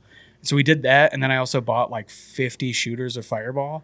So I was like, do you want a Fireball or a Kit Kat? And they're like, everybody, dude, it's so funny. Every single person that I said, do you want a Fireball or do you want a Kit Kat? And they're like, what's a Kit Kat? I'm like, what's a Kit Kat? And they're That like, candy? but because I was saying Fireball, they were thinking a Kit Kat's like a different shot. So they were getting confused by that. They're like, what's a Kit Kat? I'm like, like a candy bar. They're like, oh, yeah, give me a Kit Kat. But like a lot of people weren't taking the Fireball, so I was like, I do have Tums. Like, And then I guess I gotta drink this. and then people were starting, yeah. But then people were like, we found out that people trade stuff. We didn't know that like it was a big thing to trade like bracelets and like little Pigs and pigs stuff. and Tchotchkes? yeah, little tchotchkes. and doodads, And believe it or not. Doodad. Yeah. So like I'd be like, here, you want a Kit Kat? And they're like, yeah, you want a bracelet? By the end of the night, I had like bracelets all up my arm. I remember at one point I told her, I was like, you look like an 8th grade whore. Because your whole wrist is covered in, like, that's how you used to tell everybody how many boys you've kissed, is like having all these bracelets. We never did that, but must have been a Roseville thing. Yeah, I went last year to the Pine Knob show. That was awesome. We went to that one too. Yeah, that was great. Awesome. My wife had never been to a Dave show, and we went to the one the year before, maybe? Anyways, he opened the show with Fools in the Rain, the Zeppelin song. Hell yeah. And she's like, my favorite Led Zeppelin song is the first song they play. I'm like, it's Destiny. It's Destiny. You were supposed to be here. Yeah. Oh, I love it. Dude, at Deer Creek, they played 2 songs I did not expect at all. Well, they played Fool in the Rain, Yep. but then they also played Halloween and Don't Drink the Water, which I did not think I'd ever see him play those songs live. Really? I was like, fucking when they started playing Halloween, I was like, yes! And then the graphics were them all on fire. I was like, this is fucking sick. Like, this is so good. Oh, my mind was blown. I was also fried, but that, whatever. Can we just admit that Dave Matthews is better with the violin? They got that Jake guy that comes out with He's them now. so good. He is so good. Yeah, he's so good. I'm like, man, I miss Boyd Tinsley. Yeah, you know, people were handing for out his thing. We Whatever, got handed yeah. out a mini violin. Like they were like, Yeah. that's us trying to manifest Boyd coming back. I was like, didn't he like? He got like canceled for Yeah. like being kind of rapey and yeah, he was he. and then he- like a some hostile issue. work environment. He got sued for. You know, it's like fuck Yeah, it. If he's he's had an some- asshole, fuck him. he's had some issues. So Yeah, and they dropped him. I mean, so yeah, yeah. But when they got inducted, Dave made a comment like, "Hey Boyd, wherever you're at, man, I hope you're doing good. I hope that whatever." Like he said, Yeah. so you could see that there's still like loyalty and love there, but it's like, hey fucked man, up. my hands are tied. You fucked up. You right. We You can got- only do so much. you got canceled, and the fucking 3 new members of the band can't work with Stand you with because you, you're a yeah. douchebag to them or whatever, So, and they had to have had a substantial case because they got paid like $300,000 or some shit by Boyd. Oh, did Oh, they? in court, yeah, they settled for like $300,000. Yeah. or See, something. I didn't dig that deep into it. I kind of just distanced Yeah. myself from that story. Yeah, a little bit. it's- I'm like, that's too bad. Yeah, I almost don't want to know any drama because I love Dave Matthews Band so much. I mean, I got a fucking Dave Matthews flag, Right. But He's obsessed. I love Dave Matthews. So am I. Yeah, it's so good. He It's is in so the point 0.01 0.001% of listeners on YouTube Music.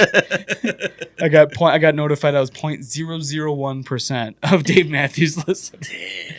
And I was like, oh, it's just because I'm trying to find deep cuts. I'm just trying to find some recordings I've never heard before. So funny because like before I met him, I would never listen to Dave Matthews, and I remember one time one of my friends asked me if I wanted to go see him at Pineapple. I was like, no, I have no interest in that. And you did. And then- you He just gets didn't so know. much hate too. He Like does. Well, people then are when like, oh, but they're a jam band. That's what you're Yeah. going to see. Now I love it, but one like song, 16 minutes long. You can't beat that. Yeah.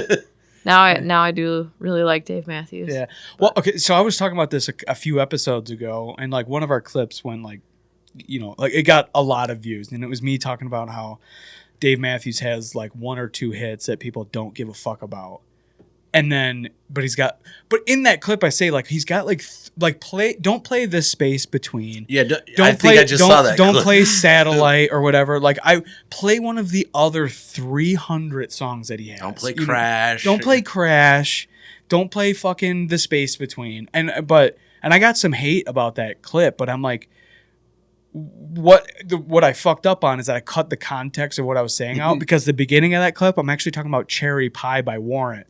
So people think I'm talking about Dave Matthews, but I'm actually saying the singer of Warrant said that he hates that he wrote Cherry Pie because they hate that song. It's corny, it's fucking stupid, and they hate it. But the way that I edited that clip, it looks like I'm saying that Dave Matthews thinks that his 1 or 2 hit songs are corny and he hates them. That's not what I was saying. I was trying to think of another example. I was talking about Cherry Pie. But whatever. Rage engagement, that's fine. I'll take it. Engagement's engagement. It's got right? fucking like, it's like 10,000 views or something, which is pretty good for us, I don't think that I could like categorize like top 5. Like it would be too hard for me. For the songs? Yeah. For you? Yeah. It's too hard of a task. I know what my number 1 is. Yeah? Yeah. What's your number 1? careful how you answer that. It's not my wedding song. Sorry. It's not. You know what's funny? You and Me is a good song. It's actually our wedding song is Here on Out. Oh. But my number 1 song is a cover, ironically. It's Cortez the Killer. It's a really good one. Dude, it's so good. It's so much better than Neil Young. I don't even like Neil Young, but that song when that fucking comes on, I'm like, oh, shut the fuck up, and it's so good. The Pig, probably Pig. I love Pig in Halloween. I like Cornbread. Cornbread, I love. Or Eehee. You ever hear Eehee? I like the song Cornbread too. I've probably heard Eehee, but I don't know that. That one. I feel like not a lot of people listen to that song, but I fucking love that song. I'm trying to think. Damn it! Can you look up the lyrics of Eehee? What was it? 2 albums ago that came out. It was probably one of my like The lyrics of E. Yeah. was probably one of my more favorite recent albums of his. Is that the Grugrux? No, it was the one with shit, what was the name of that album? Jamie, pull that up. It goes. I can't- It doesn't. I mean, it does, but it also doesn't. I was gonna say that is pretty close. That's right. Praise God, who have many names, but the devil has Oh many yeah, more. yeah, that's that one. Ehe. Oh, I didn't know that was the name of that song. I love that song, and I feel like maybe it's because I don't hear that song that much. I'm like, I fucking love. Like, this is so good.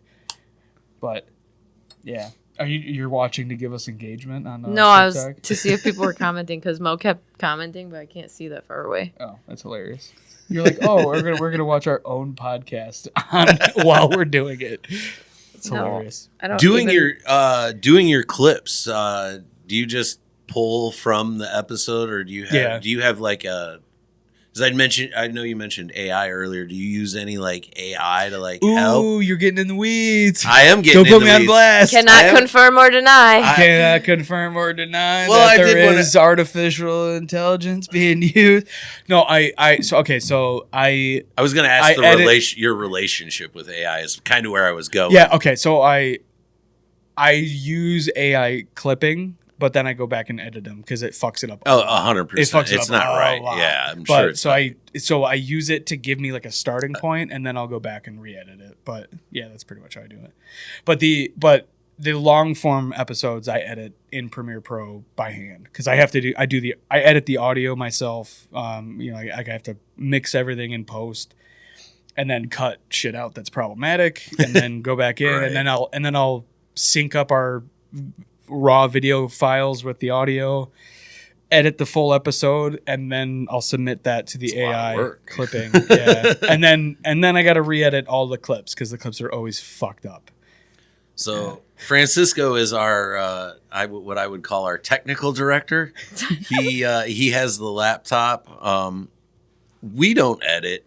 We literally hit the button And go. Yeah. And when we're done, we're done. Yeah. We don't cut anything out, so don't say anything you don't want. That's how we are too. Yeah. I normally don't do that, but there's been 2 times in the last 2 episodes, something got said by the guest, and they're like, ooh.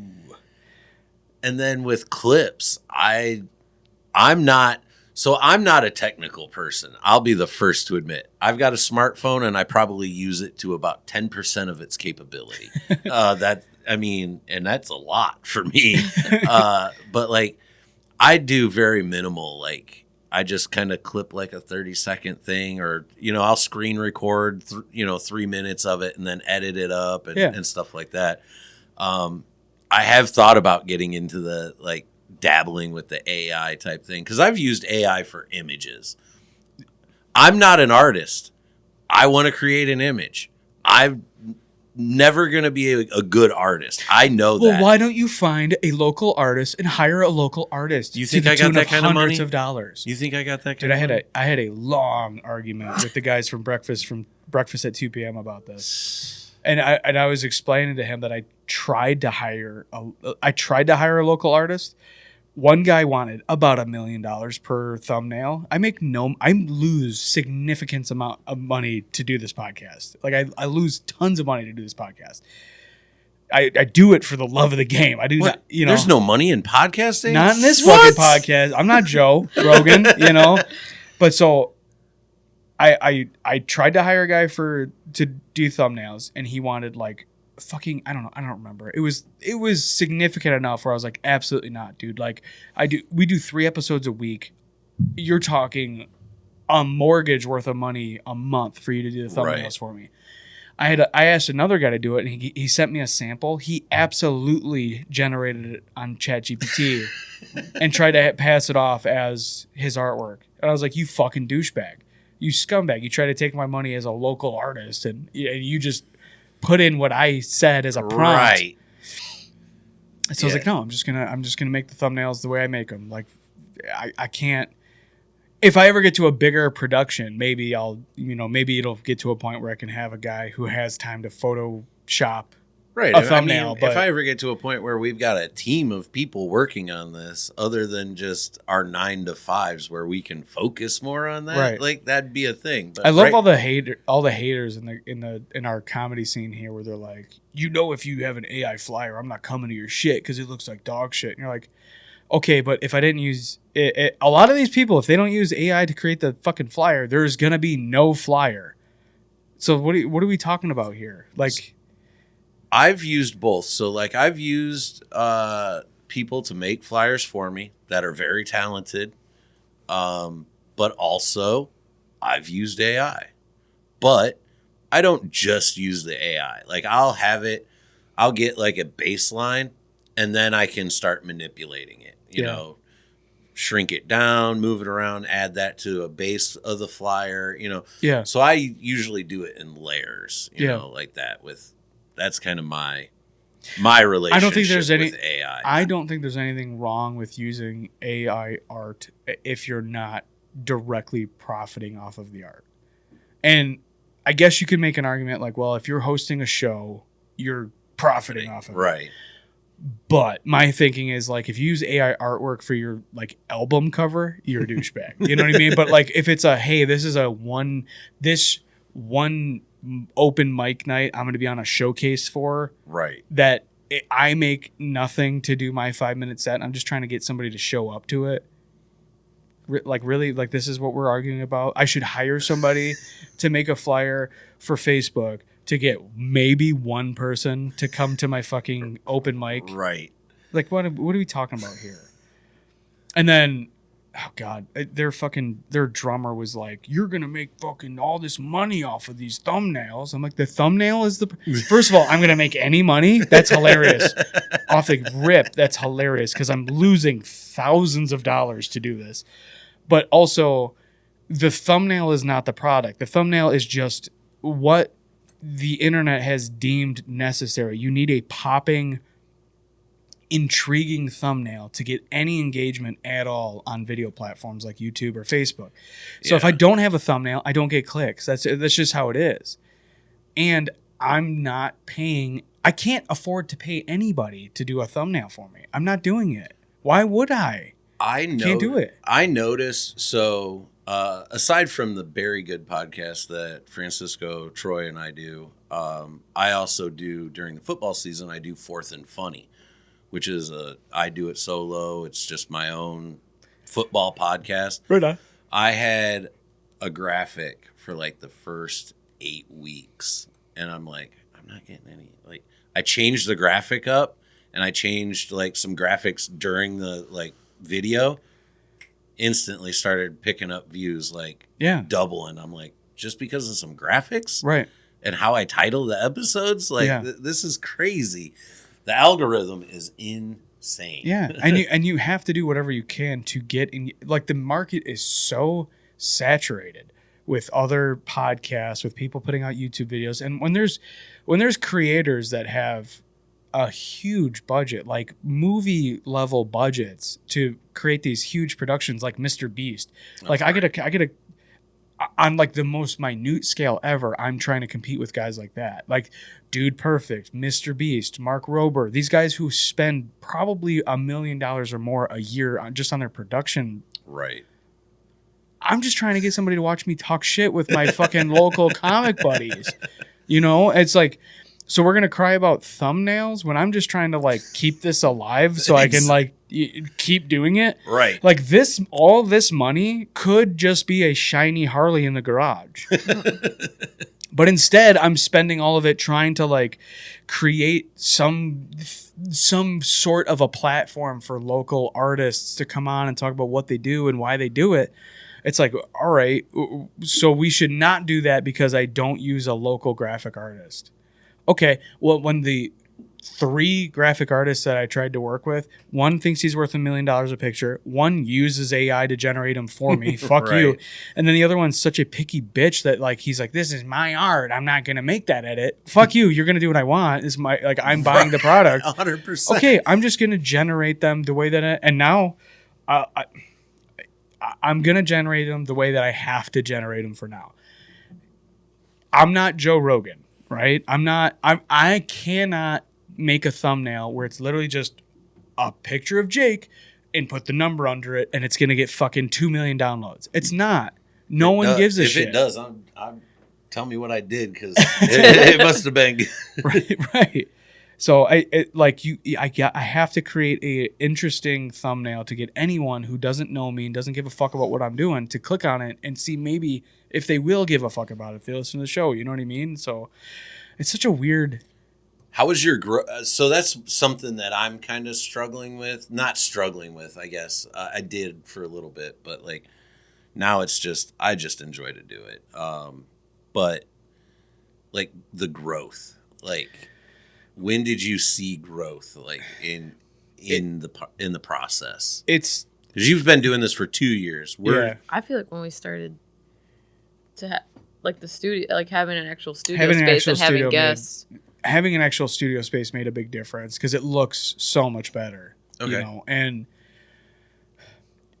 having a guest based platform. This started off with me and my brother just doing it, and it was like a weekly check in, like what are Matt and Chris up to this week kind of deal, and that was like friends and family views only. It was like we might get 40 views on everything, and once Chris left the show, and that's all I'm gonna say about that. That's good. every time this comes up, Paige is like, please don't start a fight again. So Chris left the show, and we took a few months off because we bought a house, and I remodeled the house. So that guy was busy fucking 20 hours a day every day. It was brutal. But so once the dust settled on the house, literally and figuratively, we ended up renting a studio because we don't have room in our house for the studio anymore. And I was like, I want to do a guest-based show. And I started posting on like every Facebook group. Like I joined comedian groups. I joined music groups. I joined farmers groups. I joined skateboarder groups. I joined fucking filmmakers groups. Like everything I could think of that like people I might want to talk to. And I just started relentlessly posting like, hey, if you want to be on the show, reach out to me. I need guests. I want guests. And that's how, how we got in contact, right. how me and most of the guests have gotten in contact. But when I started doing that, my audience started growing from just my audience to like my guests' audiences too. And that was huge. So we went from like our best performing videos might be 100 views to like some of our best performing videos are like 100,000 views. So it just depends on, and like, well, Mo Yancey's video, went insane, but that is not an average video by any means. It's an outlier. It's an outlier. Yeah. Like I would say on average, we're probably getting around 1,000 views on our videos, and the good ones might get 10,000 views. And then if there's an outlier that's not a wildly viral story like Mo's story was, then you get like into maybe I have 100,000 views on that clip, But the long form shit, I'm having a really hard time converting shorts traffic to long form traffic. It's really hard to get people to switch from scrolling on Instagram to listening to a 3-hour long podcast. It's fucking impossible. I'm a big fan of 1.5-hour movies, so we try to keep the we were trying to keep the podcast at no more than 90 minutes. Okay. Took us a minute to get there. We've had some shorter episodes of recent, but one of the things that we have our set locations. Like we call it the Pothead Cafe, which is my little coffee dining room area. And then we have his garage, which we call the Very Good Cave. And we just added Troy's basement. But so we have like our set like home locations, but like one of the staples that we do on the show is called In the Wild. And that's where we literally pack the podcast up, put it in a backpack because it's just a laptop, one camera, and our microphones. And we set up shop wherever the open mic is, the show is, and we talk. And then as people come through, we grab them. Hey, you want to Oh, that's killer. Yeah. So we just do like In the Wild. That's how we title those episodes. I thought you were going to say you guys literally like went to the woods once in a while. I was going to be like, I love this. Like, that's fucking dope. We did kind of do that last year. We went to a festival that was in the middle of the woods, and we podcasted from there. Hell yeah. But But It just gave me flashbacks to all the fucked up dead baby jokes me and Troy made yesterday about the electric forest. Oh yeah, that's. There was like 4 or 5 jokes. It just kept circling back to the dead babies. Yeah, it was fun. And then we would like go, yeah, it's so terrible. It's so bad. Oh, man. Yeah. Jeez, that is terrible. I think one of us situation. saying, was it me or him that saying, if I'm blue, if I'm... That was you. Because the fluid in the porta potty? Yeah. Yeah, it's fucked up. That is pretty fucked It's up. fucked up. Yeah, dude. So, how long have you guys been doing it? So Francisco and I started the podcast last February. Valentine's Day, as a matter of fact. Valentine's. how sweet. Did you guys have sex on the first episode? No, actually, It was the 4th episode. Yeah, we waited.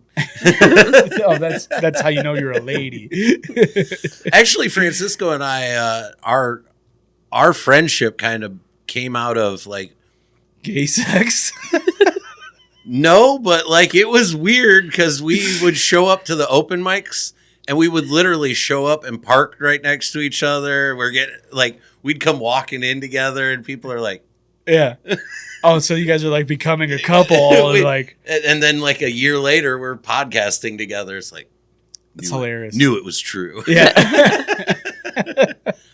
But when we started, we were putting out 2 episodes a week. We were doing Mondays and Thursdays. Right on. And then we realized how much of a grind in the schedule it was. Like, man, this is a lot of yapping. Yeah. Mhm. So then we kind of throttled back to we just do Mondays. We started like towards the end of the year. We tapered off to just Mondays. I think consistency is probably the most important thing. Like regardless of like how much content you're putting out, as long as you're consistent about how much and when you're doing it. Yeah, we haven't missed a week yet. Like Yeah. we've dropped at least 1 episode since we started. Yeah, that's awesome. See, we so being a guest-based podcast, that gets hard because we had just in May alone, I think we had 6 cancellations, and it's like, Ouch. Yeah. fuck, man. Like, I thought about putting out a video, but I was like, it's just gonna come off like shitty. But I thought about putting on an episode where it's like, hey, every single episode that we produce costs me like $85. You know, like fucking show up or give me like a more than a tonight notice, you Right. know, or one night notice, because I could, you know, like I Fill know the so many, space. I know Right. so many comics. Like now I can get people, you know, like I've had Garrett come in to fill twice, you know, and I know Garrett Evans, Yeah. and I know like Kate Dore and Floyd Jones, you know what I mean? Like these, like I know guys that would absolutely come in and take the spot. We have a But- musician who's waiting to take a spot too. Oh yeah, Nick Nick Stevens. Stevens. But I don't want to. I don't know. I don't want to like.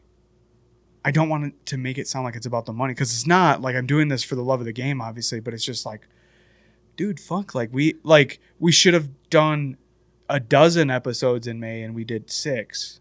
You know, it's like that was a lot of time of this studio sitting empty, doing nothing Right. for us, and that sucks. You know.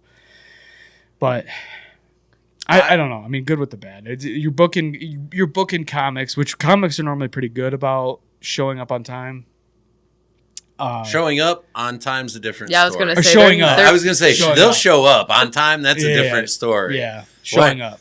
Flyer says the show starts at 8. Yeah, we're going to start at about 8:15, 8:20 once Right. everybody gets here. Depending on the room, sometimes those fucking mics start 2 hours after that, Shit, depending on. depending on the room.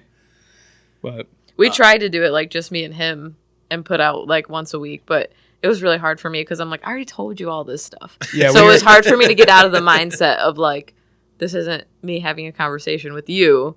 yeah, It is, but it's like we're trying to do a trying show to do here. it. Yeah. Right. Yeah, and it's and Paige's stories suck anyway. So I was like, I Not gotta all of them. I gotta get anybody else. I'll get strangers off the internet in here. I have some pretty good stories sometimes. Yeah, tell me one. It'll be the first one. I'm not gonna do that right now. When you're annoying, I'm gonna call you pig shit from now on, just because it's so funny. That's rude. It's so funny that you got mad. I at don't me want you to that- speak that into existence. speak it into existence. There's so much work I'd have to do. See, you mentioned that you're doing it for the love of the game, and I Yeah. think doing it for the love of the game, like people, I've stumbled across this, and people look at me kind of sideways, like, how famous do you want to get doing comedy? And I'm like, well, I don't want to be TMZ famous. Yeah. Like, I just Midwest bar famous. Like, I want to be able to just do comedy as a living, but not like where I'm on late night talk shows. Like, if it happens, cool. I realize that probably not a reality. Yeah. There's only so many people that make it up there. Right. You know, but I love doing it. Right. You know, and all it takes, I always say, it only takes one laugh for me to keep coming back. Yeah. So as long as I get one laugh, I'm going to keep coming back. I've said to Paige, if I make half of what I make as a pipe fitter doing comedy and podcasting, I'll hang my boots up forever. And she's like, could you make it at least what you make as a pipe fitter? But no, I mean, I like my lifestyle. Yeah, I mean, I honestly though, like when you start, like, I don't want to go on a fucking diatribe, but I guess that's what the entire show is. But I spent so much time doing stuff I don't give a fuck about that, like, when I jumped into, like, Add 12 more years to that, and that'll tell you where I'm at. Yeah. Add 12 more years of doing shit you didn't want to do. Yeah. Well, so like where I'm at. Well, that's the thing is, like, I was actually writing a bit about this, about like Groundhog's Day, because like I was like, did anyone else like spend like 12 years just doing the same thing? Just like wake up, go to work, take a shit, put the kids to bed, go back to sleep, and then start over. And it's like where I fucked up is that I started dating somebody that I shouldn't have. Right. And like I was young, and then we just like tried to force it to work for like a dozen years, and it was never good. We should have never dated. But before we were dating, I was doing all of this stuff that was like, I felt like was my purpose at like a cellular level. I was like, skateboarding is my life. Comedy is my life. I want to write movies. I want to be in bands. I'm like, I have all these creative outlets that I loved, and they gave me purpose and they gave me drive. And then I started dating her, and like my friends started kind of falling off. And I think in hindsight, it's probably because we were so fucking toxic and miserable. But like my friends started falling off, and then bands started falling apart. Then I wasn't skating anymore. Then I wasn't writing anymore. Then I wasn't making YouTube videos anymore. And then all of a sudden it's like 10 years went by and I'm not doing anything I love. I'm just like looking forward to mowing the grass so I can get out of the house for 2 hours again. You know what I mean? And like, that's psycho behavior. It was miserable, but to land my plane, like after all of that time of doing nothing that I really loved, and then now I'm doing the podcast, I'm doing comedy, I have a great relationship, you know what I mean? And like when I'm not skateboarding, I'm not golfing, I'm not doing the podcast, I'm not doing comedy, well, it's like, all right, well then the rest of my time is either Paige or my kids. I'm like, okay, so like I'm busy 100% of my life with shit that I love now, except work.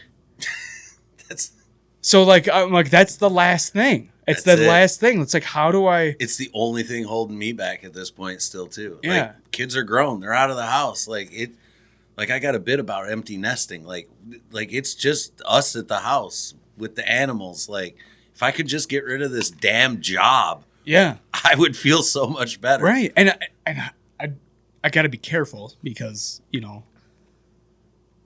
okay. Oh, there. That fucking camera needs to be replaced. That has turned off like 4 episodes in a row now. I unplugged it halfway through. It says battery depleted, so it actually died this time. It didn't get overheated. Please enjoy the black screen. Being a pipe fitter has allowed me to have the kind of income that I can do all this extra shit, so I'm like super grateful for that, obviously. But I don't love it. You know what I mean? Like I'm okay with it. That's what I've said since the beginning, since the first day as a first period apprentice. I was like, I'm okay with this for a living, but I don't love it. Like I didn't grow up with fucking pipe fitter posters on my walls. You know what I mean? Like I don't love it. Who are the great pipe fitters? That's like who's the Tom Brady of pipe fitting? I know guys who he's like me, motherfucker. I know guys who think they are. I know guys who would say they are, absolutely. Like as I'm getting older and I'm like starting to like chase things that I really love and care about more actively, I'm like, man, I really like, could I be okay with like cutting my income into half to do full time what I love and not do something I'm okay with anymore? Because I'm okay with this seemed amazing when the rest of my life sucked. You know what I mean? Right. Like my relationship sucked, my hobbies sucked, my friend group sucked because I wasn't hanging out with anyone that I wanted to hang out with. I was hanging out with all of her friends. Right. And now that has flipped, and it's like everything in my life is amazing except for my job. It's like, It says battery exhausted. yeah, just leave. It's fine. We can wrap up. Me too, In a- battery. Me too. We can wrap up. We're at like 2.5 hours or something. But yeah, I don't know, man. I'm kind of struggling with it because work is so much of my time. It's 60, 70 hours a week of my That's too life much. every week. It's too much. Even if it was, I tell even him if that it all was, the time. even if it was 40, I'm like, that is so much time that could be, how do I make my podcast better? How do I market my podcast better? How do I write this bit better? How do I get on stage more? How do I get paid to go on stage more? You know what I mean? And I don't know. I don't know what the answer to that is. You know, I wish I had the answers too, because I've been searching for the same thing. Just quit your job, be a nomad. I guess that's the answer. So over the last 3 years, I've actually spent some periods of time unemployed doing it. And, being unemployed trying to do comedy, that doesn't work either. No gas to drive to venues.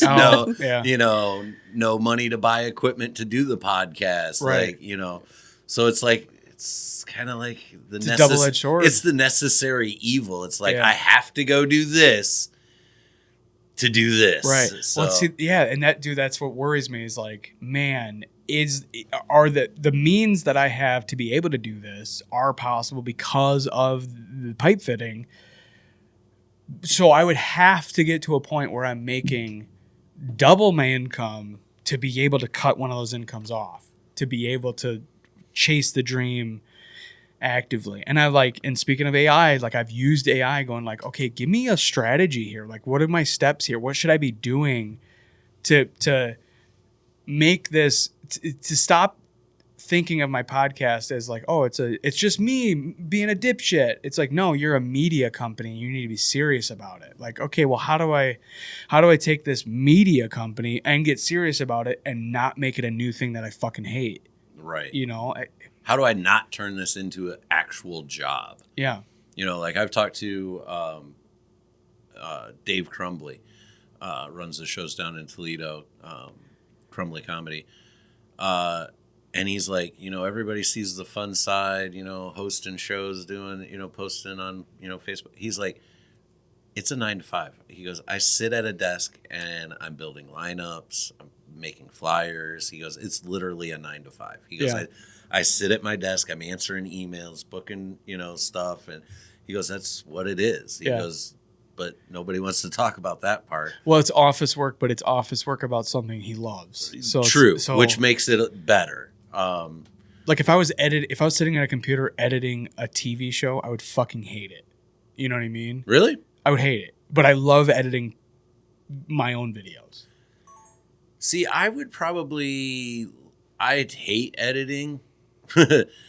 I'm not good at it, but if I was editing a TV show, I'd love it. Like I've been working on a draft of like a screenplay basically for the better half of 18 months, and I'm dreading it. Like I finally sent it out to a couple of people to get feedback on, and and I'm like, man, I'm getting closer to like proof of concept and like actual Oh, it's script. getting real now. And I'm all of a like, sudden. oh shit, this is getting real. Yeah.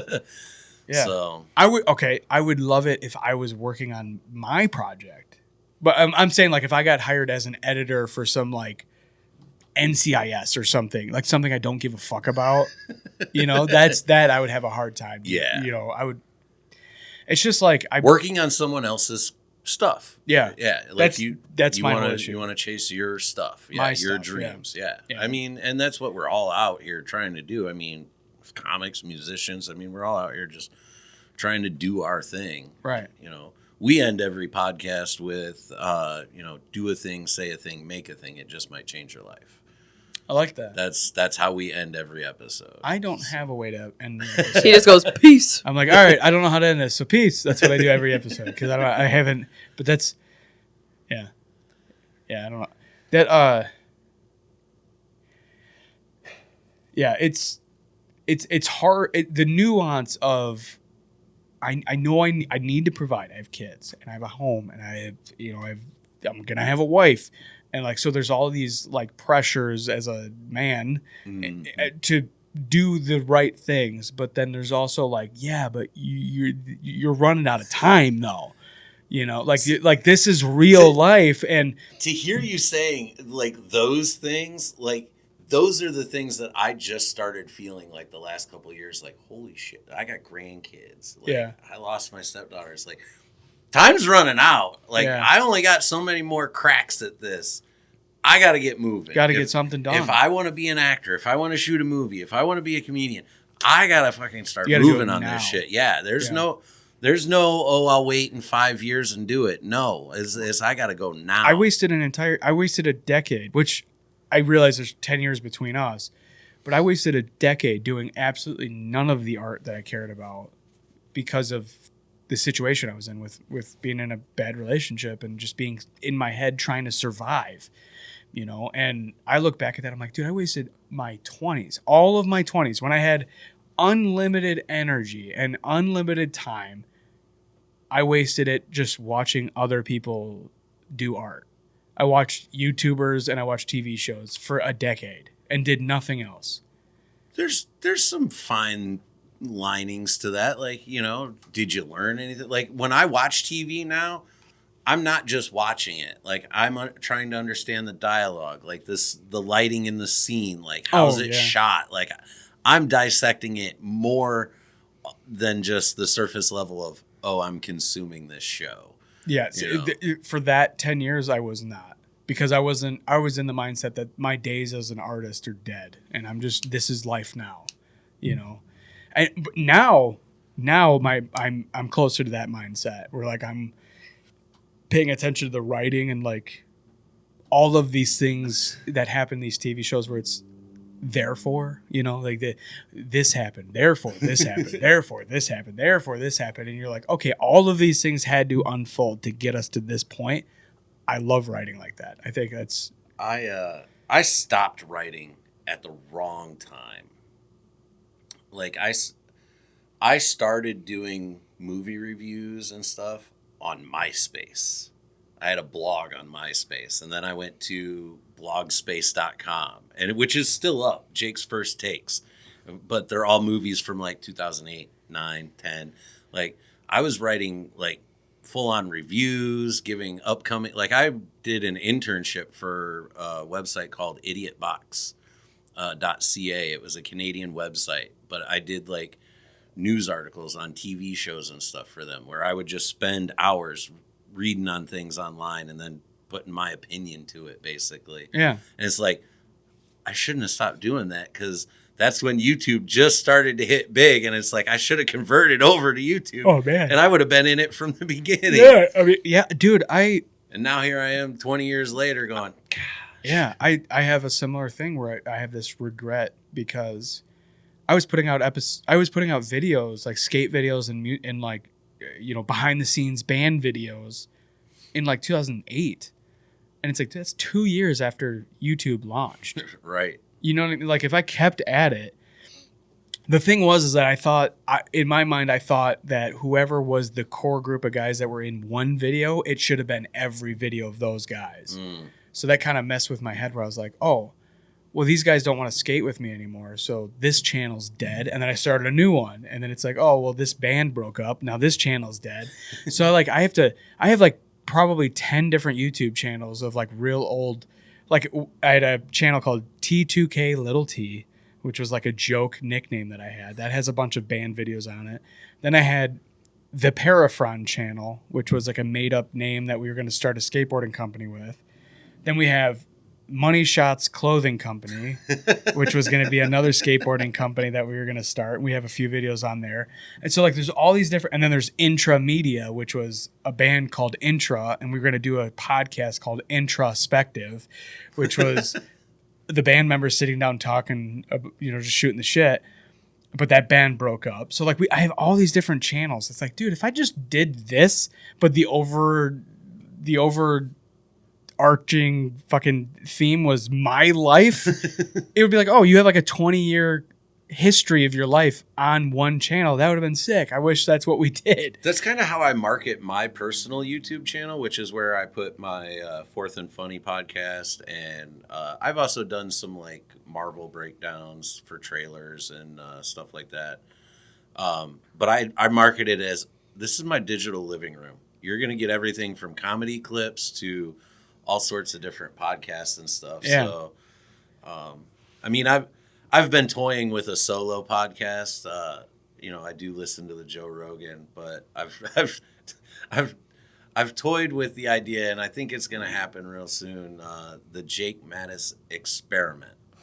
So instead of the Joe Rogan experience, I've got the experiment, and it'd be kind of like a cross between like a Mark Maron, Joe Rogan podcast and like the Inside the Actors Studio. Okay. Where, James Lipton, he's got his stack of blue cards, and we, kind of like themed a little bit. And that would be guest. It would be guest. It'd be guest based. Like Right on. I'd have like 10 minutes up top where I'm just kind of bullshitting about my week, which without taking away from the Very Good podcast. Yeah. We kind of market the Very Good podcast as like the hang.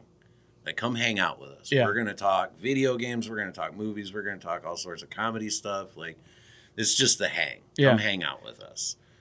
Where that would be more of a like serious tone, like a little bit of humor, but like more informative. Let's get into like, the work like, of this world. Right. Like, and not just comedians, but kind of like what you guys have been doing, a little bit of everything. 'Cause Yeah. I got people that are all sorts of different tools in my toolbox. Like I've got, people that, do video, people that do, cooking and, Yeah. because I've kind of walked in so many different lives, I was in the kitchen, I did butchering for a while. Like I've done all sorts of different stuff, and I'm just a person that's intrigued by like things. Yeah. Like, tell me about this. I'm interested. Yeah. I like to just consume that's where I'm trying to stay authentic to myself. Is like, all right, if I was doing this without an audience, who would I want to talk to? Because there's a lot of like bad advice out there. Like, you got to get this on and this person on and this person. And I'm like, I don't want to talk to that fucking person. Like, I don't care. Like, we had like an insurance agency reach out to us and ask if they could come on the show. And I'm like, for what? To sell insurance? You guys are stealing money from people. Right. I'm not having you on, you fucking leech piece of shit. I'm not putting you on my show. What the fuck? And then biggest scam artist in the world. You think I'm gonna? Oh, well, you guys are like a marketing company, right? I'm like, fuck you, dude. No, you're not getting on my show. I want to talk to comics. I want to talk to musicians. I want to talk to people that are bringing something positive into the world, And now recently, because of like some random shows I've been watching, I've been wanting to talk to farmers because I've been watching Jeremy Clarkston's Clarkston Farm, which is. Jeremy Clarkson from Top Gear? No. Oh, okay. So there was the Top Gear car show. Yeah, I know the car show. Yeah, So Jeremy Clarkson's like the main guy, the big guy. I know Rutledge Wood. So this is the British one, which is the Top Gear. The American one sucked. Fuck them. But so Jeremy Clarkson was the main, I would say the main host of the British Top Gear, the Top Gear, and he retired. His plan was to retire to a farm that he bought, and the guy who ran the farm retired. So he was like, I guess I'll just figure out how to run it. And so like the whole show is him just trying to figure out how to run the farm. It's captivating TV. I mean, it is so good. It is so interesting. And because of that, I've like gotten a full on like obsession with talking to like gardeners and farmers. I see your garden. Dude, it's squirrel. that motherfucker. I got a BB gun. I might borrow it. I might borrow it if that motherfucker gets in my cucumbers again. Did you see my caption? I go, the caption I put on the video of the squirrel, I go, if he keeps eating my cucumbers, I'm going to buy a huge one at the grocery store and beat him to death with it. I've got 2 tomato plants at home that the wife takes care of. That's it. Oh, dude, I have like a 200 square foot farm. He's like, can I make it bigger? I was like, we won't have a yard. Fuck the yard. Who cares? He's got Farmville going on in the backyard. Seriously. I was going to call the township to see if I was allowed to grow in the ditch. And you are. So next year we're doing fucking low cut. They have to be low crops though because of visibility for the road. But yeah, she's like, I don't know if I want to eat stuff out of the ditch. I'm like, we'll have. Yeah, because you'll have all the road. Whatever. You just wash it. We can have all of our lettuce and carrots. Homeless people might pee on it. You can just have explosive diarrhea. I mean, that's fine. That's the origin story of this fucking disease that's going on. But right. My phone's shutting off. Dude, we should wrap up. We're down to one camera. We're down to one camera. We wore it out. It's about 200 degrees in the studio. All right. Do you have anything coming up? I was gonna say we should turn the. Well, it's. Want me to try? Yeah, try to get the camera to go. Trying to think. Well, you have it unplugged and the battery's dead. It's plugged in. Oh, okay. All right. Okay. So if you have any dates or whatever, we'll try to plug them real quick. I believe the 23rd, I am at One Night Stands. Jamie, pull that up. Yeah, I believe the 23rd, I'm at One Night Stands. I'm down in Toledo twice next week with Dave Crumbly. But yeah. Or people can follow you. And then you can follow me at Jake Mattis on pretty much every social. Right on. It's not very complicated. Instagram's _ between the names, but everything else is just at Jake Mattis. Hell yeah, dude. Yeah. It's kind of an abrupt stop, but we're like, our equipment's like failing here. So I'm like, oh, dude, we got to wrap this up. It's going to fucking... I gotta get more expensive cameras or something. Oh, great. Well, I mean... Like 4 episodes in a row have gotten fucked by these cameras. Just this one. You need a portable air conditioner. Dude, that too. I mean, we fucking paid rent in an office. But that would probably cause too much sound. Yeah. See that. Yeah. Yeah. We used to put a fan under our legs, like when me and my brother did it in the spare bedroom, and it was so annoying to edit that out because it would be like, and then I would do all the things to edit out like HVAC noise, but then our voices sounded like we were talking through tin cups, so I'd have to try to make them sound right. Like so rough. I'm like, we'll just be hot. We're just gonna be hot. Do you hang them here? Oh, you can just set them on the desk. Yeah. Anyway, bye. All right. Yeah. On that note, peace. See you guys. Purpose is not survival. It's finding purpose in what you love. I'm pumped to be branching out and being like, hey, we're gonna sit down and have a couple-hour podcast. Is it? Is it, dude? Jesus Christ. We just like talked for 5 minutes. I'm like, is it though? I've always been inspired by this shit. Yeah. Dude, that pizza was so greasy. It was disgusting. It was not disgusting. Disgusting. Good Times Noodle Salad.